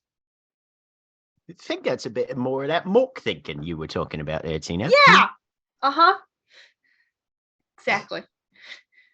I have to worry about our backs anyways. Now we're just going to have to worry about our back and our front. Do you not usually worry about your front? You can stand side by know side what with I me. no, you probably don't know what I mean. Everybody else knows what I mean. Listen. I don't like it either. I saw firsthand and have been involved with combats with the Drukari. My home world got All it right. several times. And if there's one thing that I've learned, it's sometimes, as awful as it is, making a temporary ally out of an enemy is best for the current situation. Oh, I'm all for making temporary allies out of enemies. That's what you call living where we live. Mr. Remy, I don't know if this may put your mind not really at ease, because I don't really think your mind has that spot in it. But if he's stalking us from the shadows, obviously that is a bit more, seems to be status quo for a gentleman of his persuasions. If he is, as you say, out in front, however, rather than stalking us from the shadows, the probability of him getting caught in a crossfire goes up significantly. Hopefully not, though.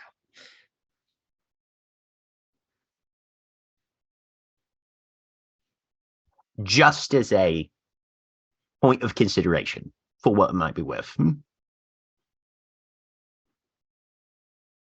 Look, I'm not the only voice here. I'm going to do what you're paying. I'm just. No, I think your point. Idea. I think your point and insight is very well taken. I feel like we are being given a Friday family dinner of bad choices here. Like let me put it this way. When we get done with this first night or first day of searching around, and we are done and we are going wherever you're going. Blair, are you letting him come back? No. They can find their own place. But they're gonna know where we are, and they're gonna know where you're. Maybe That's assuming they don't already know that. we Right. can make some sort of deal. I don't know. I don't trust it. That's like But again, he's gonna follow us anyway. Either he way, is, anyways. find out either way. I'm just saying, it's a bad idea. But I'd rather have the torture goblin elf where it can block bullets for me. all right,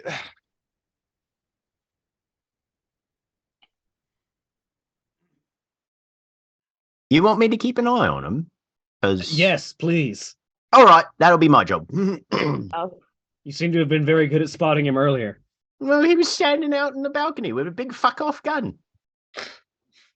I'm just saying, since And I I will mean- not get a chance to say it, when it happens and I die, I'm Oh, telling are you you- now, and are you- you're gonna have to are you- remember are you- that I fucking told you so. You putting in a preemptive I told you so. Great. Yes. Excellent. You want me to draw it up and you can sign it at the bottom? No. I think you will all remember. All right. Maybe not Tina, but I will. okay, good. Tina says, immediately then forgetting. Remy was going to tell me something. I'll have to remind him of that at some point. Important. Where did he go as you walk off, leaving the smoking body lying? So the group returns to the space, I'm assuming, where Garrison was posted up like an edgelord. Yep. He's cut off the arm and is pouring out contents of the liquid that's formed into the streets. I do love this poison. It turns bones into soup.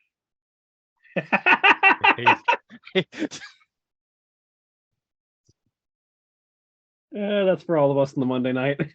Uh-huh. Are you gonna use those Bone teeth? soup.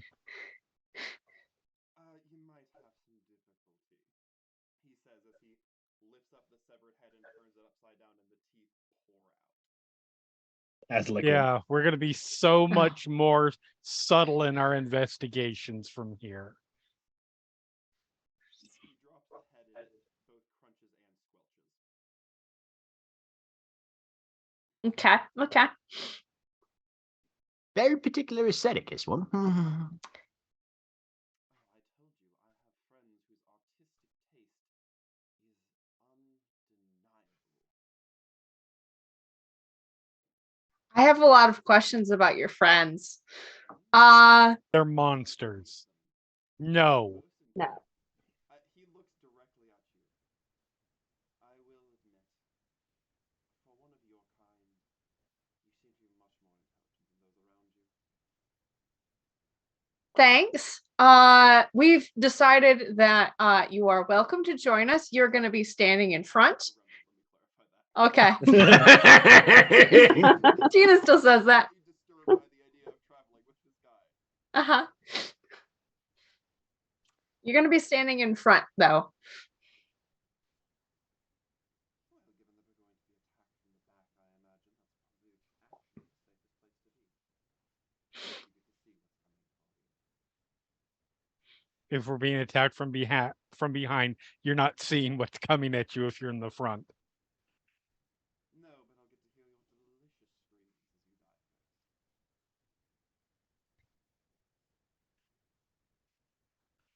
I look over at In Blair. any This is gonna be event, great. Saris says,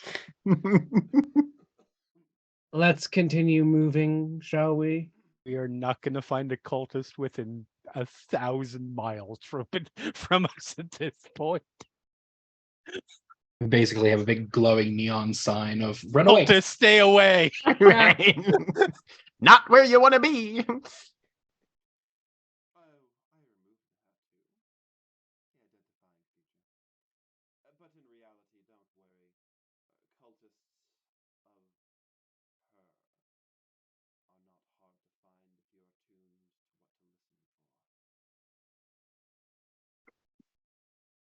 got bad gas, do they? Tell me,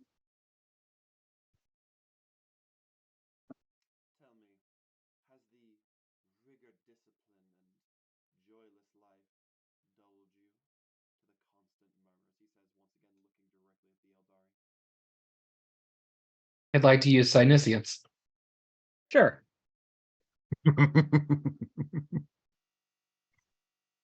Ooh. Nice.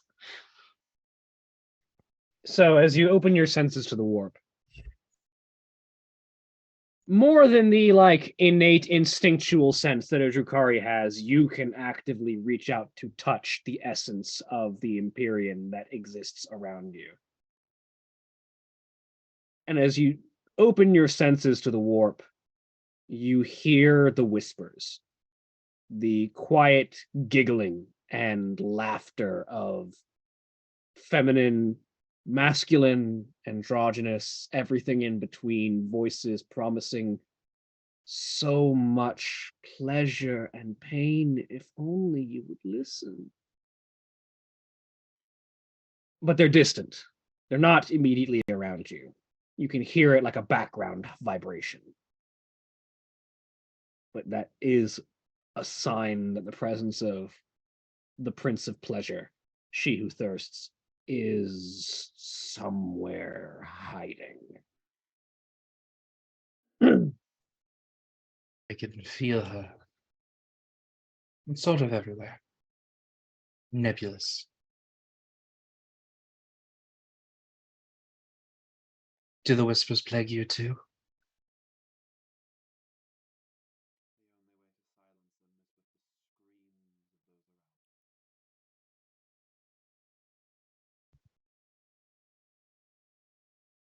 Well, this is going to be far less pleasurable than any other stroll we're taking, shall we? And you are aware that while you can psychically sense the presence, the Drukari are always on her mind. They are both a beacon and they're simultaneously calling to and running away from her at all times. Because the things they do, the tortures they inflict, feed her just enough to get her to stop chasing them for a little bit. So if they stop, she gets bored with the game.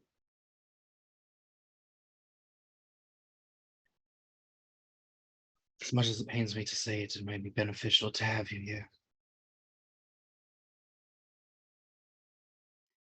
I assure you, so long as we are hunting her, my murderous compulsions, sabotage.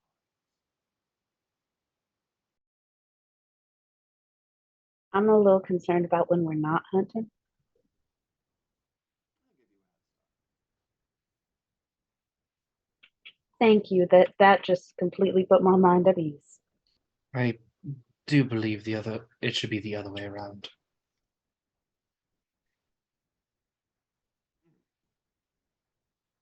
How close are we to Cannon Square at this point?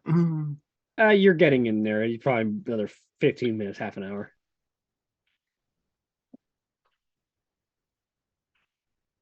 Miss Blair, your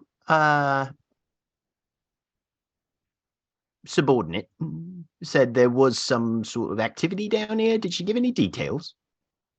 Did she give any details? Apparently somebody was causing trouble around the old church. That matched the description of these cultists previously. That was the last known sighting of someone with those weird gang tattoos. We're talking street corner proclamations. We're talking threats of violence. What kind of disturbance or situation? Yeah, did she say what kind? She didn't seem to have too many details, but apparently it was enough to be noticeable. Like occasional rabble rousing around that church is not unheard of. It's the oldest church in the city.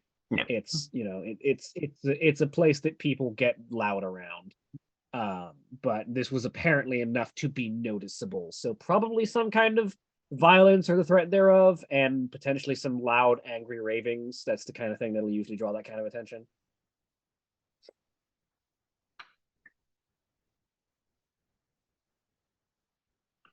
Probably just some basic troublemaking, ravens, violence. Probably not too much, though. All right.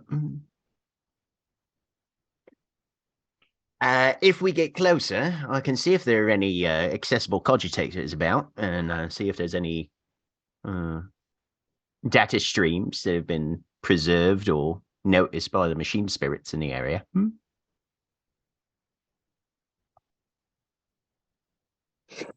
So,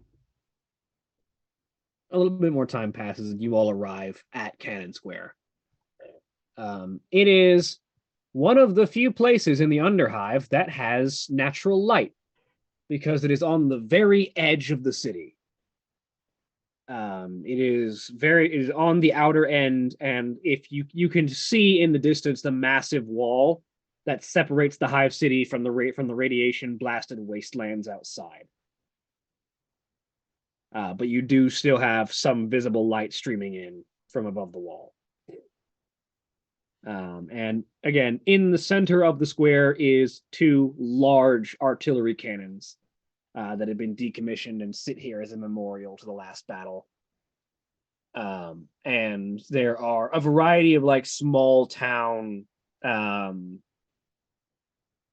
fixtures here. There's a bar. There's a combination bar and inn for anyone who needs to stay for the night. There is a watch station for the Steel Watch that is lightly populated by Steel Watch members, because this is one of the few places in the Underhive they have a presence, because it's where the church is, it's where the memorial is. And there is a massive, when I say it's a small church, it's small by imperial standards. It's still like St. Paul's Cathedral size. Right.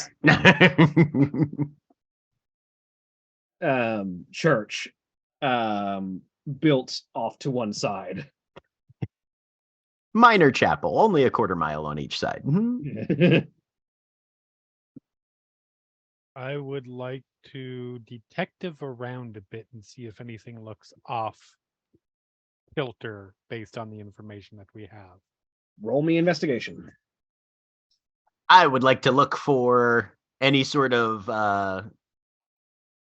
technology or cogitator that might give us more information on recent circumstances too. Roll me tech.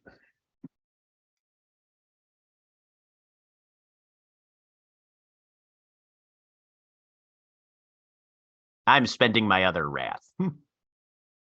Total of 5. Remy, do you want to spend a wrath on your roll as well?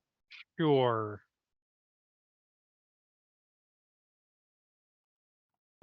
Whoops. Right, because that roll came in. Just roll me 3 more d6s. Okay. Because you can't re-roll the complication on the wrath die. Hey, Nice. there you go. 4 more successes. Fuck yeah.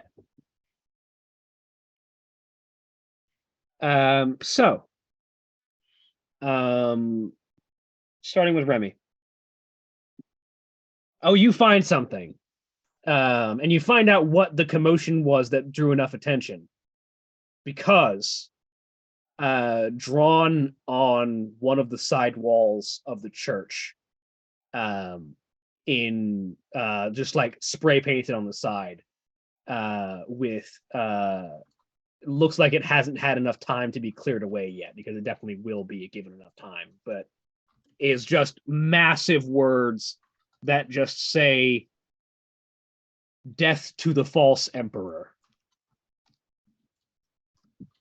I feel like I didn't need 5 successes to find that. No, that's the complication. Because looking at this is high grade heresy and treason. This is the kind of thing that says, I am against everything the Imperium stands for, and I don't care who knows, and I actively want to bring down everything that is around me.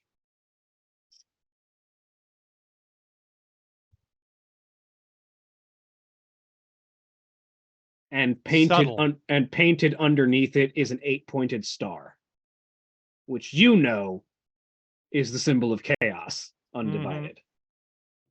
Wow. Subtle.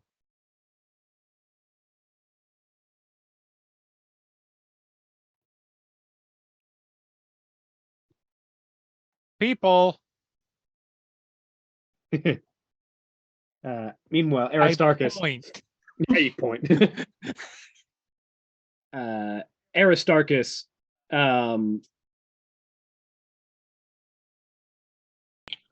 as you look around for TAC access, there's a couple of cogitators nearby that operate like security cameras in the area that you can tap into. And as you look around and start feeding through the data banks, roll me, because I'm gonna lean a little bit on Remy's complication here. Okay.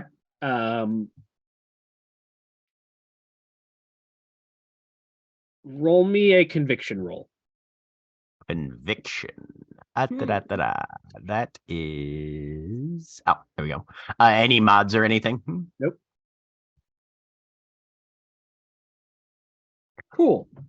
Two successes with a glory. I'll bump that in. Is that a success or? Yes, that is enough. Okay. You're looking through the camera footage to try and find exactly when someone came around here and caused trouble. Yep. And he's kind of talking under his breath to the machine spirit. I don't know if it's responding actively or not, but he constantly keeps up a dialogue. And then you hit something wrong. There's a point as you're looking through this data that it becomes nonsense. The tech, the code becomes illegible. It becomes garbled. It becomes aggressive. You feel it trying to infect you through your mechadendrite. You feel there's part of this footage is actively malicious and coming for you, and you jack out. Vinem voxeratum. And you realize that was exactly the code that would have lined up with, based on your scrubbing, exactly when the camera footage would have been seeing what happened. Well, that's right disturbing.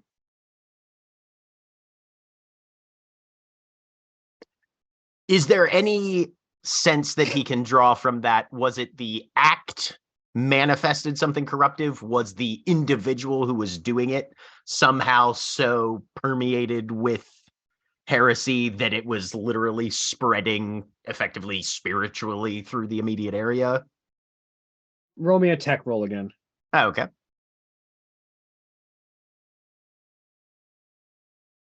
Only 2 successes on that one.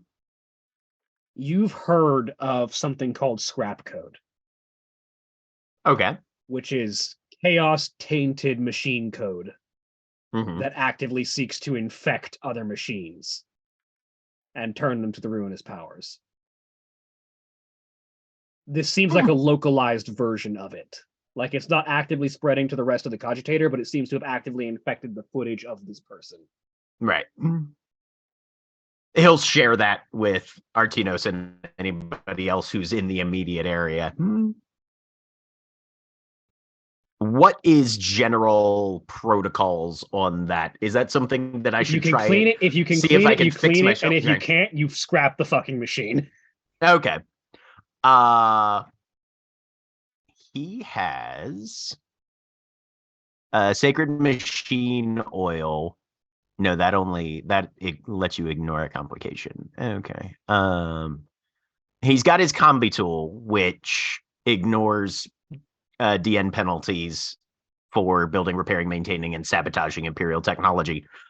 So yeah, he's gonna try and see if he can scrub that out and cleanse that code splice segment. That's going to be an extended roll. But while you're doing that, Okay. Remy, you draw everyone else over to the graffiti. Oh, it's a big sign. Is Tina illiterate? Yes. Fantastic. Peter can only read orc glyphs. Yeah. Well, this doesn't say anything. Where's the teeth sign? Ugh. What's it mean?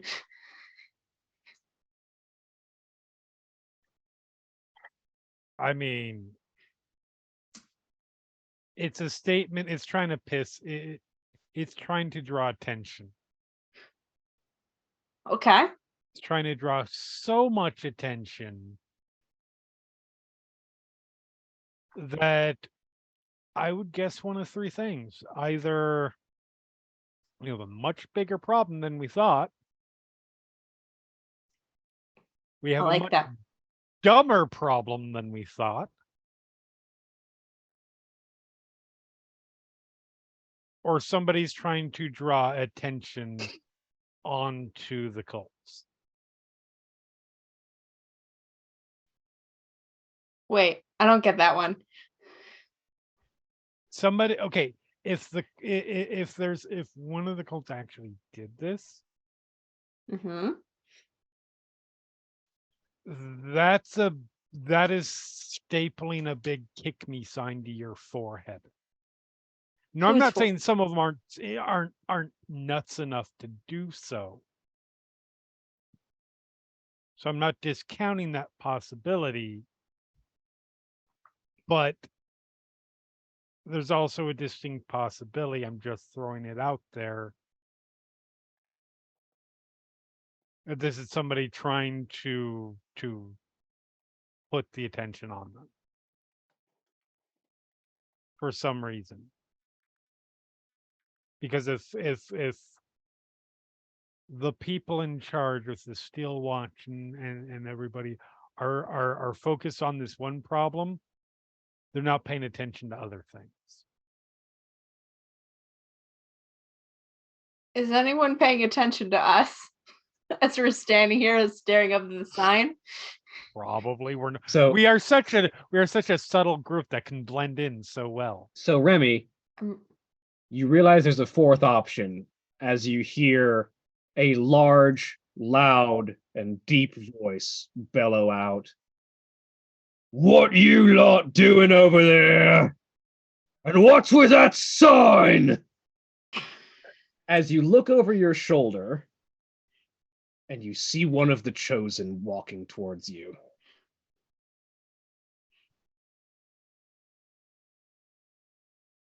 Remy and Blair are well aware of who the chosen are. The chosen are, of the big three gangs, the gang of religious fucking nut jobs. They believe that it is their mandate from the God Emperor to rule the Undercity and act as his messengers. They are largely gene augmented to be bigger than they ought to be. And they're led by a complete nut job of a demagogue by the name of Varric Zar.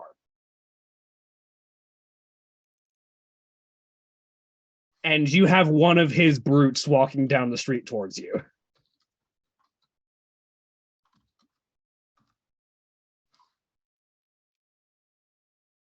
My character will look up at this hulking brute and raise an eyebrow.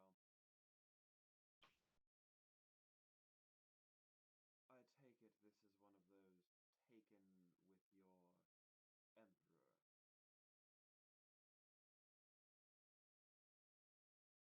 I will Good guess. I will walk towards this man.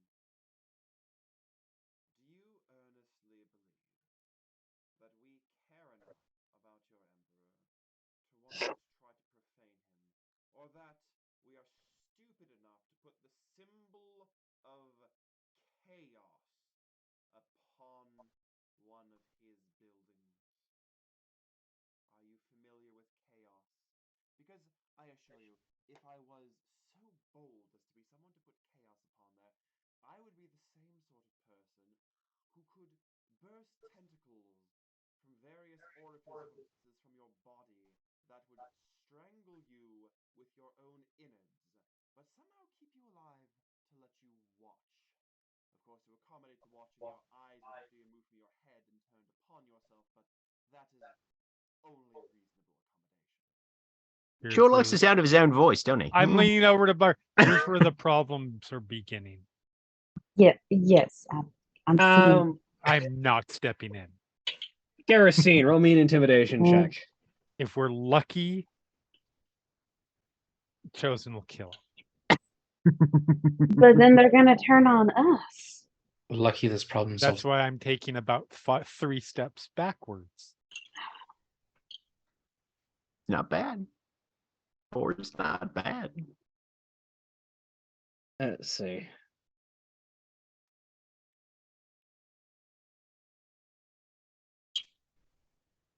So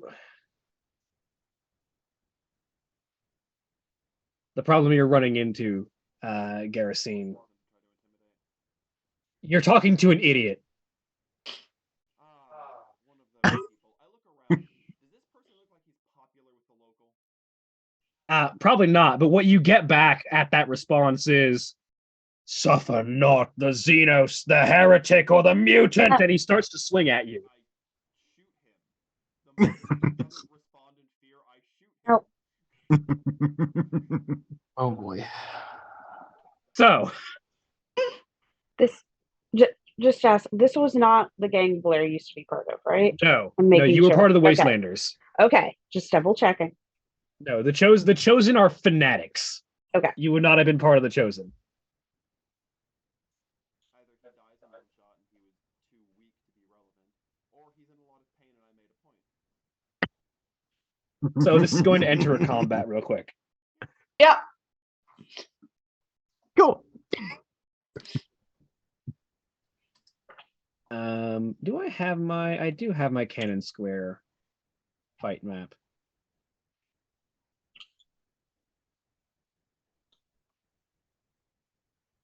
Excellent. Do just a little bit of vamping for me while I set this up. Yeah. Aristarchus is elbows deep in trying to scrub heresy code out of a security camera, so he's probably just giving a thumbs up over his shoulder. Best of luck, lad. Blair is throwing herself in front of Aristarchus. Just Aw. so things don't hit him. As previously mentioned, Right. Remy is taking about 3 steps back Fantastic. and is lighting up a glow stick. Oh boy. Because he is Let's see how watching goes. this shit happen. You wanted to fight, right? He'll dismissively say to Tina as he levels the rifle. Oh, no. Uh-huh. Tina's staying right where she is. This Let is him go interesting. first, Tina.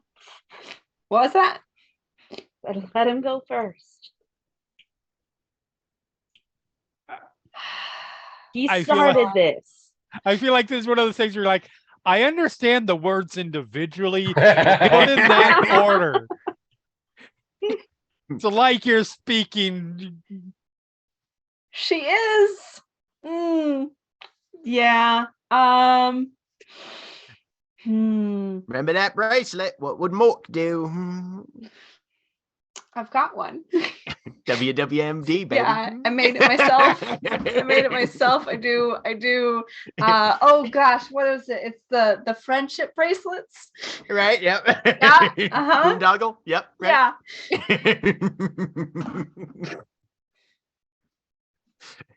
Summer camp Got one crafts with on. the I've got Dig one. tribe. This one says what would Mork do, and this one says what would Gork do. Yeah, exactly. That way you've got both options at the ready Exactly. whenever you need them. Uh-huh. This is called planning ahead. Yes. Exactly. What's Laurel up? What's Laurel's stance? Austin, taken? can you send me the artwork for your characters so I can really quick make a token for them? So Laurel is still back with the group, but has that one hand out and is twisting her fingers. Mm-hmm. on standby, at the ready. Yep. Hell yeah. When you say these guys are gene crafted or whatever, like, are we talking like are they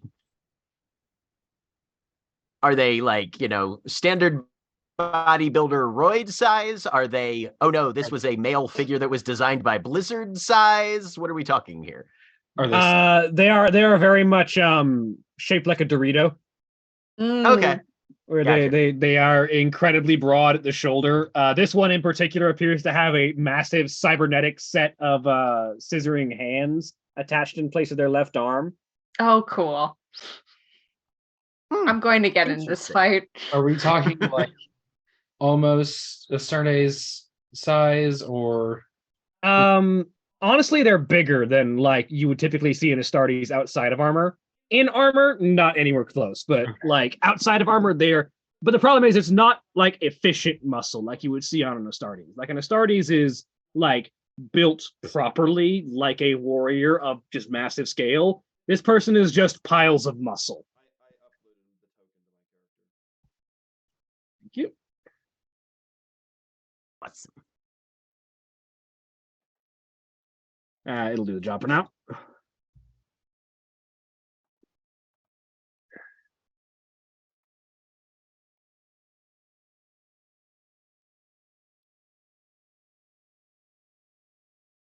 Laird, I can't help but think this might cause some friction for you and your gang.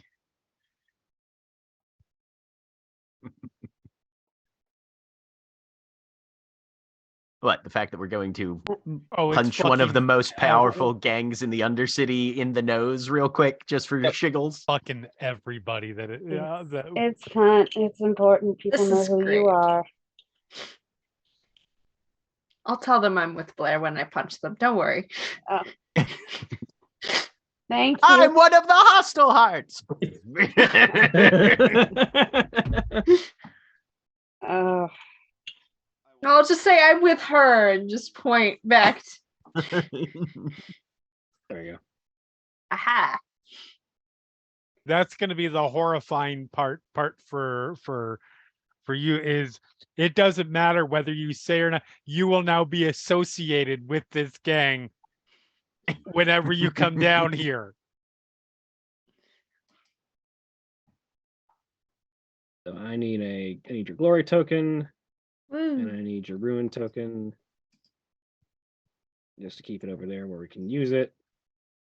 We are currently at 5 glory and 9 ruin. 5 and 9. Oh boy. That'll go great. It's gonna be fine. Yeah.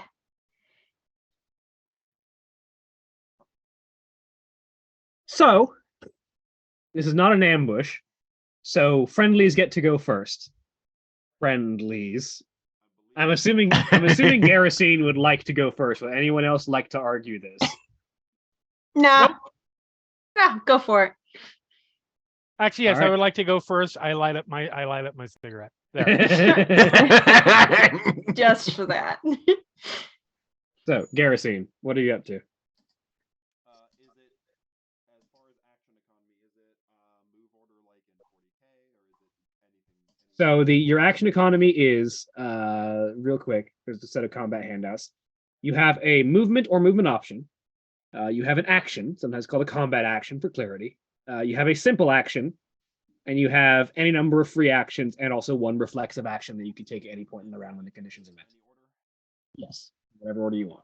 Step 1, shoot this guy in the face. All right. So he is engaged with you. Do you have a pistol on hand? No. It does follow the standard rules of if someone is engaged with you, you are unable to fire anything that isn't a pistol. Can I fall back and shoot? Yes, you can indeed fall back and shoot, though he may get a swipe at you. That's fine. So you start to fall back. Our good friend Chrono Gladiator is going to try and swing at you.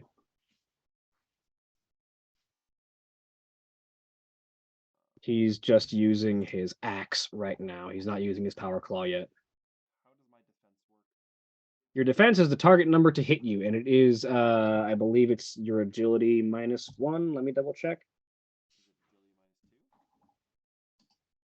Let me character creation, adding detail, traits, combat traits. Mm-hmm. Sorry, defense is equal to your initiative rating -1.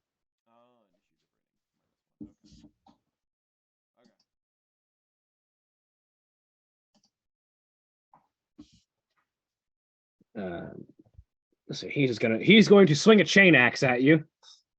Oh boy. That's gonna hurt. As you back away.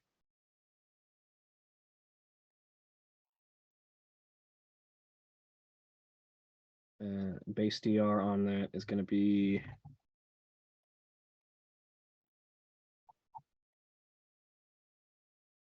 second. I need to double check his damage value.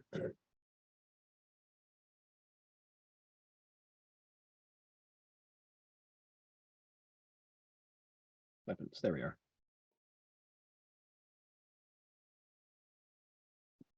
Okay, yeah, so base damage 9. Holy shit. Yeah, he makes an attack roll.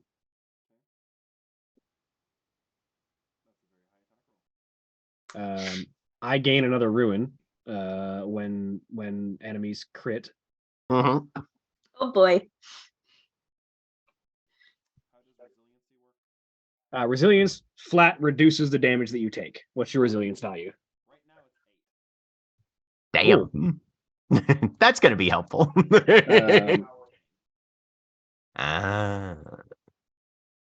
That's relevant because he's wielding a chain axe, which is rending. So,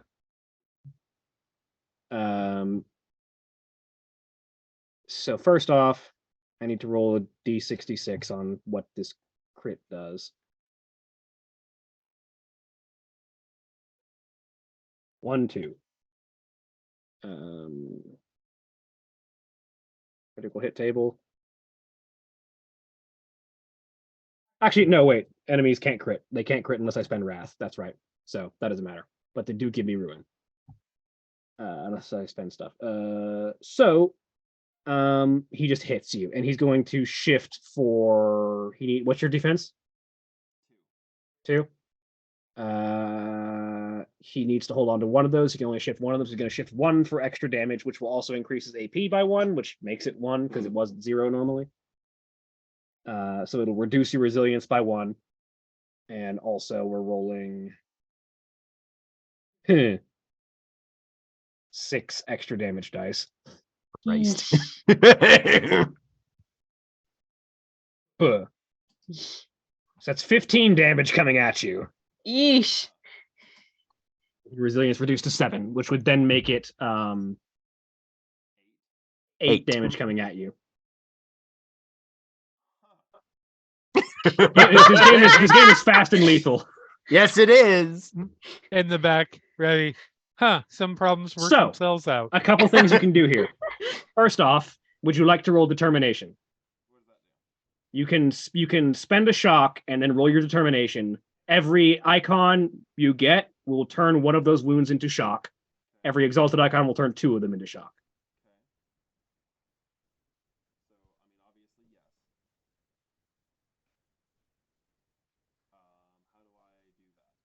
So in combat, you're going to hit the determination button.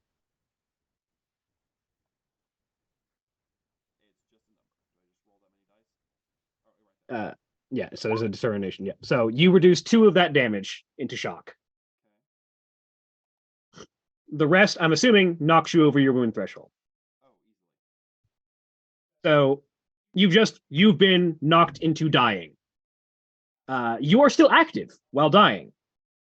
You are not prevented from fighting. You just have your action economy now very limited while you're dying. You do, in fact. So when you are dying, your action economy is, and I'll say because this is triggered after you moved away, then you still have whatever you want to do on this turn. So while you are dying, everything that you do is going to have a DN penalty of 1.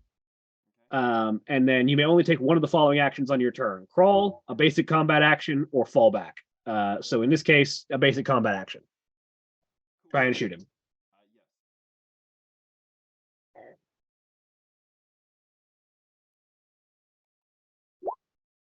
Well, damn. Nicely done. His defense is only 3, so you can shift one of those for extra damage if you want. Perfect. And I'm rapid fire, so I get more extra damage. Yes. So you get 2 more on top of that. And I am Cabal of the Poison Tongue. And I'm using a poison weapon, so I get even more. Oh yeah. So roll all of that. So that's Add his toughness to that damage. yeah. So adding an extra 4 on top of that. So that's 12 damage coming at him. Nice. He only has 4 toughness. Yeah. Such a pity.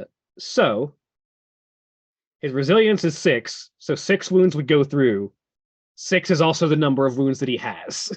Also, that triggers my power from pain. So I regain.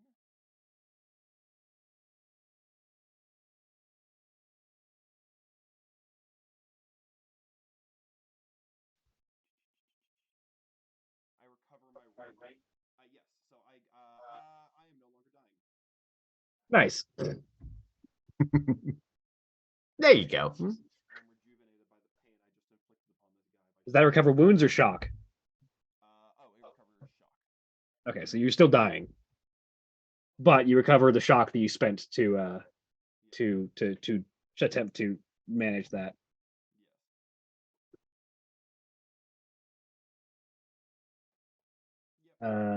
So yeah, so in a stunning display of mutually assured destruction, the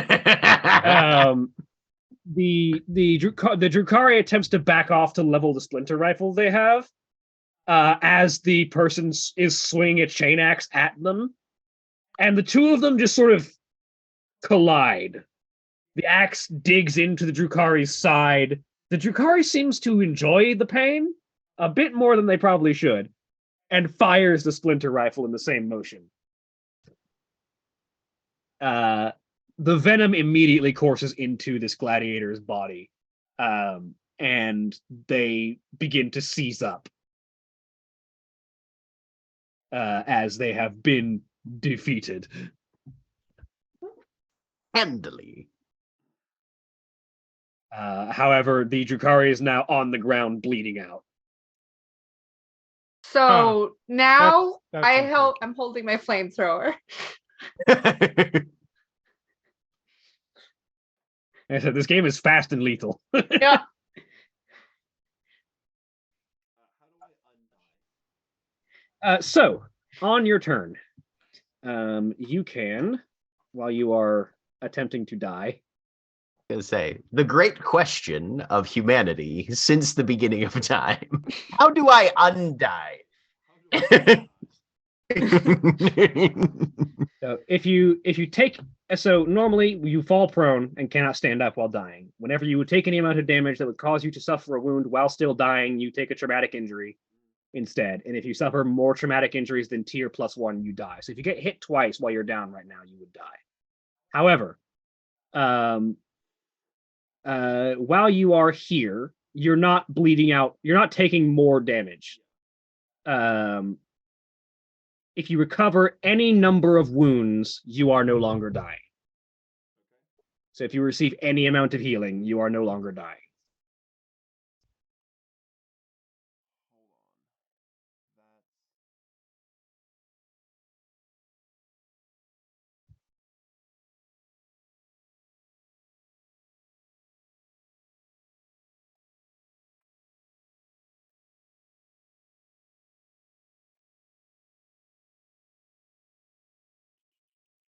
Hold on. That's I can't be recovered. I can't recover shock by spending wrath or using the Medicae skill. But you can recover normal wounds. Normal wounds. Okay, that's where I was confused. However, I don't think you have a way of healing yourself, do you? Probably But you seem to be currently at the mercy of the medic. Well, Austin, what do you have planned for next week?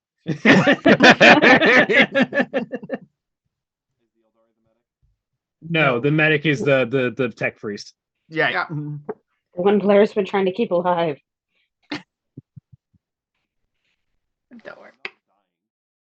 You're not bleeding out further, but Right. Hmm.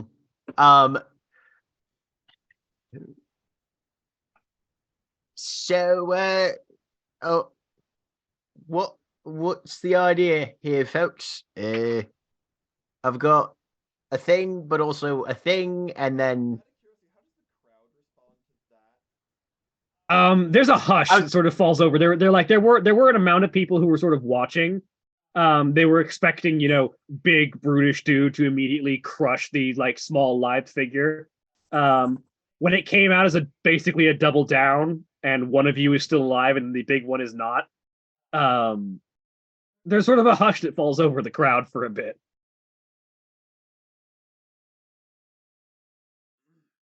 There is not a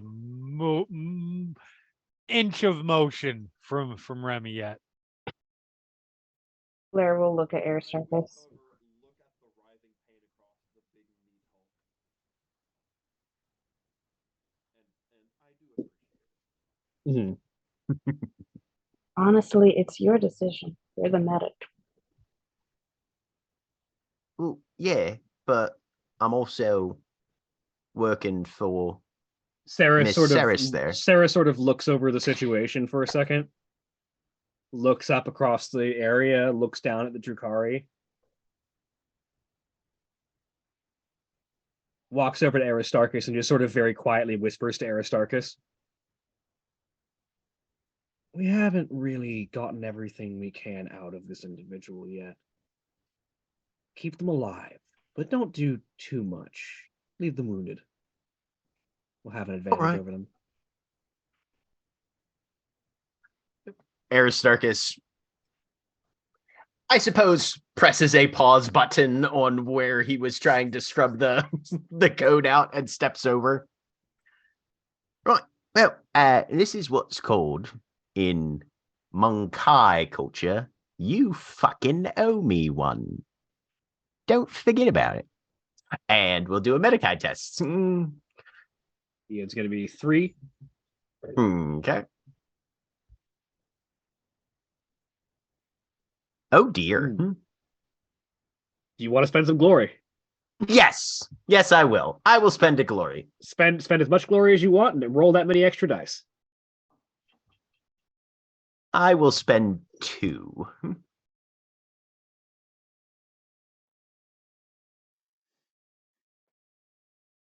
There you go. All right. So you regain, what's the ruling on Medicaid tests? Medikai would give us a looking for the handout because I know it's in here. There we go. DN3 to restore a wound. So yeah, no, that is literal minimal healing, I think. You regain 1 wound. You are now regain 1 off of your maximum wounds. So yeah. You are wounded. Everything you do has a DN1 penalty, and if a stiff breeze hits you, you'll go back into dying. But you are now no longer dying.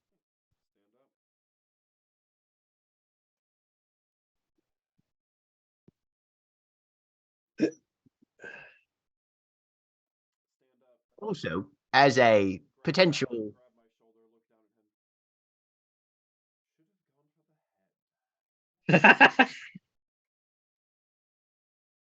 well, it looks like at the risk of being a bit on the nose about certain things. By the way, I'll have to have that done at some point.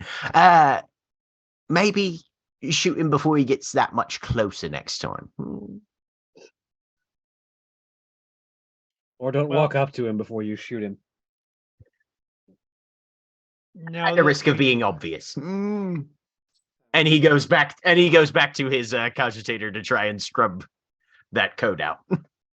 Now that we've started our investigation by potentially declaring open war on one of the 3 major gangs in the area, maybe we should go before we die. Well Oh, cool. done. Aristarchus may have actually just found some important information. Let him scrub first, and then we'll leave. I'm leaving. You can come with me or not. I'll meet you guys back at your place. I'm walking out of here.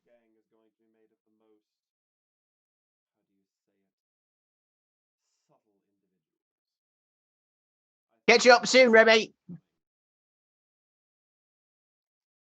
I'm an attack by the Chosen. Yeah, Blair, you'll see that coming a mile away. But it doesn't mean it won't be dangerous, because they'll come with big people and big weapons. Yep. Yeah. I am gone. Okay, where did you say you were going to meet us? Back to the hideout. Back at your Okay. place. Okay. Glad it's everyone's home all of a sudden.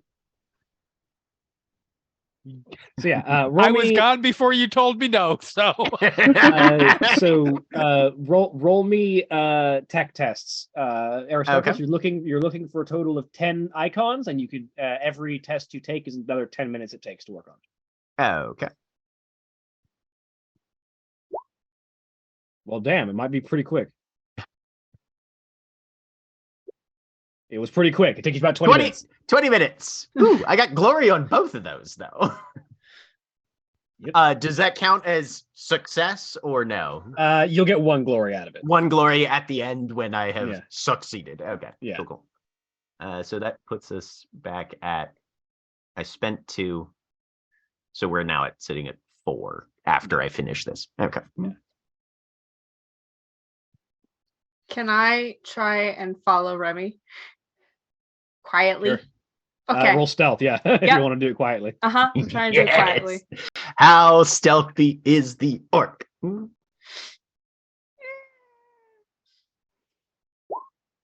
Not at all, apparently. Not at all. I would like. I'm gonna. You know what? stealthy. I have wrath die. Let me try that again. Let's see.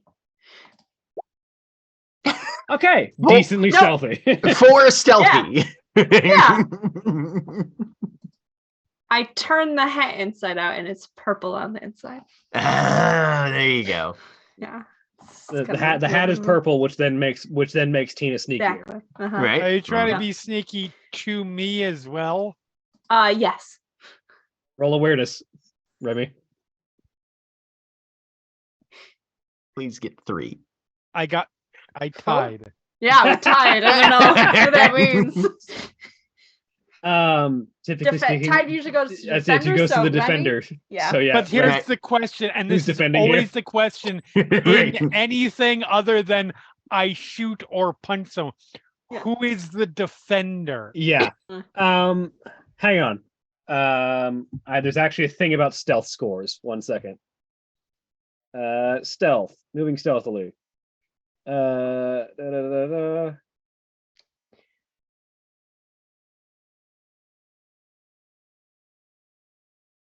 If your stealth score is reduced to 0, you are spotted. So yes. In this case, the perceiver Okay. is the defender. Yep. So Remy is able to notice that Remy is able to notice that Tina is relatively sneakily following Remy. Uh-huh. All right, I won't say anything yet. I will allow Tina to think that they're being sneaky. Totally. You have to boost up their confidence. Right. The important thing that you get out of that Mhm. information, as you look around, you pull up a somewhat grainy footage because the scrap code has damaged it significantly. But when you clear the scrap code out, you're able to see the footage that it was obscuring. And you see 2 individuals. Ooh. One is dressed entirely in black leather and cloak with armor that has sort of crimson red trim on it. wearing what appears to be a solid black gas mask with red lensed visors and sort of red trim on the ventilators. They have what appears to be a military issue las gun slung over their shoulder. And they walk up to the side of the church with a couple of cans of spray paint in hand. And the second individual that you see is what looks to be an incredibly haggard-looking, emaciated human female, wearing torn-up shreds of black clothing, the remnants of what was once a shirt and a skirt, with a pair of pants, wearing what appears to be broken manacles on both of her wrists and her ankles. Like there's no chain connecting them to anything; they're just manacles that she's wearing. And the footage plays as the individual in the gas mask says, "All right. If you're doing your job right, nobody should see any of this. So we'll leave this here and see if they take the bait. Maybe it'll stir things up. Let's see if it does what I want it to. If they follow through like I expect, then everything will play neatly into our plans." And he begins to spray paint the symbol on the field. And the woman says, "Heiko, while I'm keeping eyes off of us, this is a strain. We should move quickly." Yes, my pet. You mustn't rush art. By the way, resolve the cameras if you don't mind. And the woman sort of looks over at the camera that you're viewing from, and her hair begins to lift unnaturally as if caught in the breeze that isn't there, and there is a flash of purplish light, and then the feed cuts and returns to the last free point that you saw. What was the name? Pyco? Tycho. Tycho. Okay. Tycho. Right. Like the astronomer.